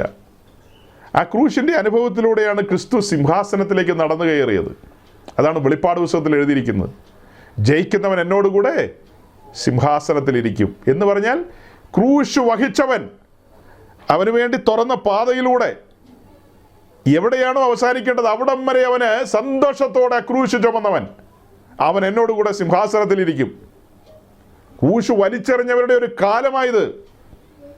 ക്രൂശ് വലിച്ചെറിഞ്ഞ യുവതലമുറ അവർ ഫയർ ഡാൻസും ബ്രേക്ക് ഡാൻസും ഡിസ്കോ ഡാൻസും സിനിമാറ്റിക് ഡാൻസും ഒക്കെ നടത്തിക്കൊണ്ടാണ് യൂത്ത് മീറ്റിംഗ് പൂർത്തീകരിക്കുന്നത്. പലതരം വേലത്തരങ്ങളും അഭ്യാസങ്ങളും ഒക്കെയാണ്. യൗവനക്കാർക്ക് അതൊക്കെ വേണമെങ്കിലാണ് അവർ ഇതിനകത്ത് നിൽക്കുകയുള്ളൂ എന്നാണ് പറയുന്നത്. ഏതൊരു യൗവനക്കാരനോടും പരിശുദ്ധാത്മാവിന് അന്നും ഇന്നും പറയാനുള്ളത് എന്താ? യൗവനക്കാരാ, ക്രൂശ് എടുക്കണം എന്നെ അനുഗമിക്കണമെങ്കിൽ. അല്ലാതെ നിന്റെ ഇഷ്ടങ്ങൾക്ക് നിന്ന് തരുന്നവനല്ല ഞാൻ. നിനക്ക് ഫയർ ഡാൻസും ബ്രേക്ക് ഡാൻസും തലകുത്തി മറിയലൊന്നും അല്ല ദൈവരാജ്യം. ദൈവരാജ്യം എന്ന് പറഞ്ഞാൽ എന്താ? അത് തിരിച്ചറിയുക. യേശുവിനെ കാണാൻ വന്നൊരു യൗവനക്കാരനോട് എന്താ പറഞ്ഞത്? അവൻ്റെ ഹൃദയം അറിഞ്ഞിട്ട് നിനക്കുള്ളതൊക്കെയും വിറ്റ് ദരിദ്രർക്ക് കൊടുക്കാമെന്ന്, എന്നിട്ട് എൻ്റെ പുറകെ വരാൻ. അപ്പോൾ അവൻ ദുഃഖിതനായിപ്പോയി. ഇന്നത്തെ പെന്തിക്കോസ് പിള്ളേരോട് പറയാണ്, നിങ്ങളുടെ ഈ ബ്രേക്ക് ഡാൻസും നിങ്ങളുടെ ഈ ഫയർ ഡാൻസും നിങ്ങളുടെ ഈ യൂത്ത് മീറ്റിങ്ങും നിങ്ങളുടെ ഈ ഉപദേശിമാരും നിങ്ങൾ കിട്ടി തുള്ളിക്കുന്ന ഈ ഇടപാടൊക്കെ നിർത്തിയിട്ട് ക്രൂശ് എടുക്കാമോ എന്ന് ചോദിച്ചാൽ ഇവരെല്ലാം ദുഃഖിച്ച് ഇവരെല്ലാം ഇവരുടെ പാട്ടിന് പോകും. ഇവരൊന്നും ഓർത്തഡോക്സിലേക്കും കാത്തലിക്കിലേക്കൊന്നും പോകില്ല. വലിയ പങ്ക് നിരീശ്വരവാദികളോ അഗ്നോസ്റ്റിക്കുകളോ ഒക്കെ ആയിട്ട് മാറാനിട വരും. അത്ര തന്നെ നിരാശയിലേക്ക് പോകും അവരൊക്കെ. അവർ പറയുന്നത് കഠിന ഉപദേശം എന്ന്. അന്നാ യൗവനക്കാരനോട് പരിശുദ്ധാത്മാവ് അങ്ങനെ പറഞ്ഞെങ്കിൽ ഇന്നുള്ള യൗവനക്കാരോടും അങ്ങനെയൊക്കെ തന്നെ പറയും. ഒരുവൻ എന്നെ അനുഗമിക്കാൻ ഇച്ഛിച്ചാൽ ഇത് ഒഴിവാക്കാൻ പറ്റുമോ? ഈ സെൻറ്റൻസ് ഒഴിവാക്കാൻ പറ്റുമോ? ഇതൊരിക്കലും ഒഴിവാക്കാൻ പറ്റില്ല സഹോദരങ്ങളെ. ഇതെല്ലാ കാലത്തും മുഴങ്ങുന്ന ശബ്ദമാണ്. അതുകൊണ്ട് ഞാൻ അവസാനമായി പറയുകയാണ്, പെന്തിക്കോസ്ത് ദാരിദ്ര്യം പ്രസംഗിക്കുന്ന സ്ഥലമല്ല, പെന്തിക്കോസ്ത് ഭൗതിക അനുഗ്രഹങ്ങൾ പ്രസംഗിക്കുന്ന സ്ഥലമല്ല. അവിടെ ക്രൂശ് പ്രസംഗിക്കുന്ന ഇടമാണ്. ക്രൂശാണ് പ്രസംഗിക്കുന്നത്. ക്രൂശിലൂടെ വെളിപ്പെടുന്ന മഹിമകൾ, അല്ലേ? ഒരുവൻ രക്ഷയിലേക്ക് വന്നു കഴിഞ്ഞാൽ അവൻ അനുഗ്രഹത്തിലേക്ക് വന്നു കഴിഞ്ഞു. അവൻ്റെ ഓട്ടം പൂർത്തീകരിച്ചാൽ അവൻ അനുഗ്രഹ പൂർത്തിയിലേക്ക് വന്നു. അവൻ രക്ഷയിലേക്ക് വന്നെങ്കിലും ക്രിസ്തു എന്ന തലയോളം വളർന്നില്ലെങ്കിൽ അവനൊരു മുരടിപ്പിൻ്റെ അവസ്ഥയിലായിരിക്കും. അപ്പോൾ ദൈവരാജ്യത്തിലേക്ക് വന്ന, രക്ഷയിലേക്ക് വന്ന എല്ലാവരോടുമായിട്ട് അവസാനമായി ഞാൻ പറയുകയാണ്, ഒറ്റ കാര്യം, മുൻപേ അവൻ്റെ രാജ്യവും നീതി അന്വേഷിക്കുക. അതാണ് ഇവിടുത്തെ തത്വം. വേറെ ഒരു കാര്യത്തിലും തലയിടാൻ നിൽക്കണ്ട. ഈ ഭാഗത്തിലേക്ക്, ദൈവരാജ്യത്തിലേക്ക് വന്നവരാണോ നാം, നിശ്ചയമായും മുമ്പേ അവൻ്റെ രാജ്യവും നീതി അന്വേഷിക്കുക. അതന്വേഷിക്കുമ്പോൾ ക്രിസ്തുവിൻ്റെ മഹത്വം, ദൈവസഭയുടെ മഹത്വം, മേലാൽ സംഭവിക്കാനുള്ള കാര്യം, ഇങ്ങനെയുള്ളതെല്ലാം വെളിപ്പെട്ട് വരും. അതിൽ സന്തോഷിച്ചും ആനന്ദിച്ചും ആനന്ദഗീതങ്ങൾ പാടിയും, എഫേസ്യ ലേഖനത്തിൽ പറയുന്ന പോലെ സങ്കീർത്തനങ്ങളാലും സ്തുതികളാലും പിന്നെ ആത്മീയ ഗീതങ്ങളാലും സ്തോത്രത്തോടെ നമ്മൾ അങ്ങനെ പാട്ടുപാടി മുൻപോട്ട് പോകേണ്ടവരാണ്. അല്ലാതെ ഇങ്ങനത്തെ ദാരിദ്ര്യത്തിൻ്റെ കഥയും ഈ ആന കിട്ടും കുതിര കിട്ടും എന്നുള്ള ഇങ്ങനത്തെ കാര്യങ്ങളൊന്നും നമ്മുടെ തലയ്ക്കകത്തേക്ക് കയറുക പോലും ചെയ്യണ്ടെന്നേ. നമ്മുടെ സകല കാര്യങ്ങളും അറിയുന്നൊരു സ്വർഗീയ പിതാവ് നമുക്കുണ്ട്. അവൻ നമ്മെ പോറ്റി പുലർത്തും, അവൻ നമ്മെ നടത്തും, അതിശയകരമായി നമ്മെ നടത്തും, അത്ഭുതകരമായി നമ്മെ നടത്തും. നാം ഒരു അത്ഭുതമാ സഹോദരങ്ങളെ. നിങ്ങൾ സങ്കീർത്തനം ഒന്ന് വായിച്ചു നോക്കണം. നമ്മെ നമ്മുടെ അമ്മയുടെ ഗർഭപാത്രത്തിൽ പിണ്ടാകാരമായ ആ സമയത്തെക്കുറിച്ച് പറഞ്ഞിരിക്കുക. നാം ഒരു അത്ഭുത വിഷയം തന്നെയാണ്. അങ്ങനെയുള്ള നമ്മുടെ കർത്താവ് ക്രൂശിന്മേൽ വീണ്ടെടുത്തു തൻ്റെ രക്തം ഊറ്റിക്കൊണ്ട്. അത് ഒരു നേരം പോക്കിനാണോ? ഉന്നതമായ പദ്ധതികൾക്കും ഉന്നതമായ കാര്യങ്ങൾക്കും വേണ്ടിയാണ്. അതുകൊണ്ട് ഈ ലോകത്തിലെ ധനവാന്മാരോട് ഉന്നത ഭാവം കൂടാൻ പോകാനല്ല ആ വീണ്ടെടുത്തിരിക്കുന്നത് ആത്മാവിൽ ജീവിപ്പാനാണ്. ആത്മാവിൽ ജീവിച്ച് സന്തോഷത്തോടെ ഈ ഭൂമിയിൽ നിന്ന് നമ്മൾ മാറ്റപ്പെടണം. അതിനുവേണ്ടി നമുക്ക് ഒരുങ്ങാം, തയ്യാറാകാം. ദൈവം നിങ്ങളെ അനുഗ്രഹിക്കട്ടെ.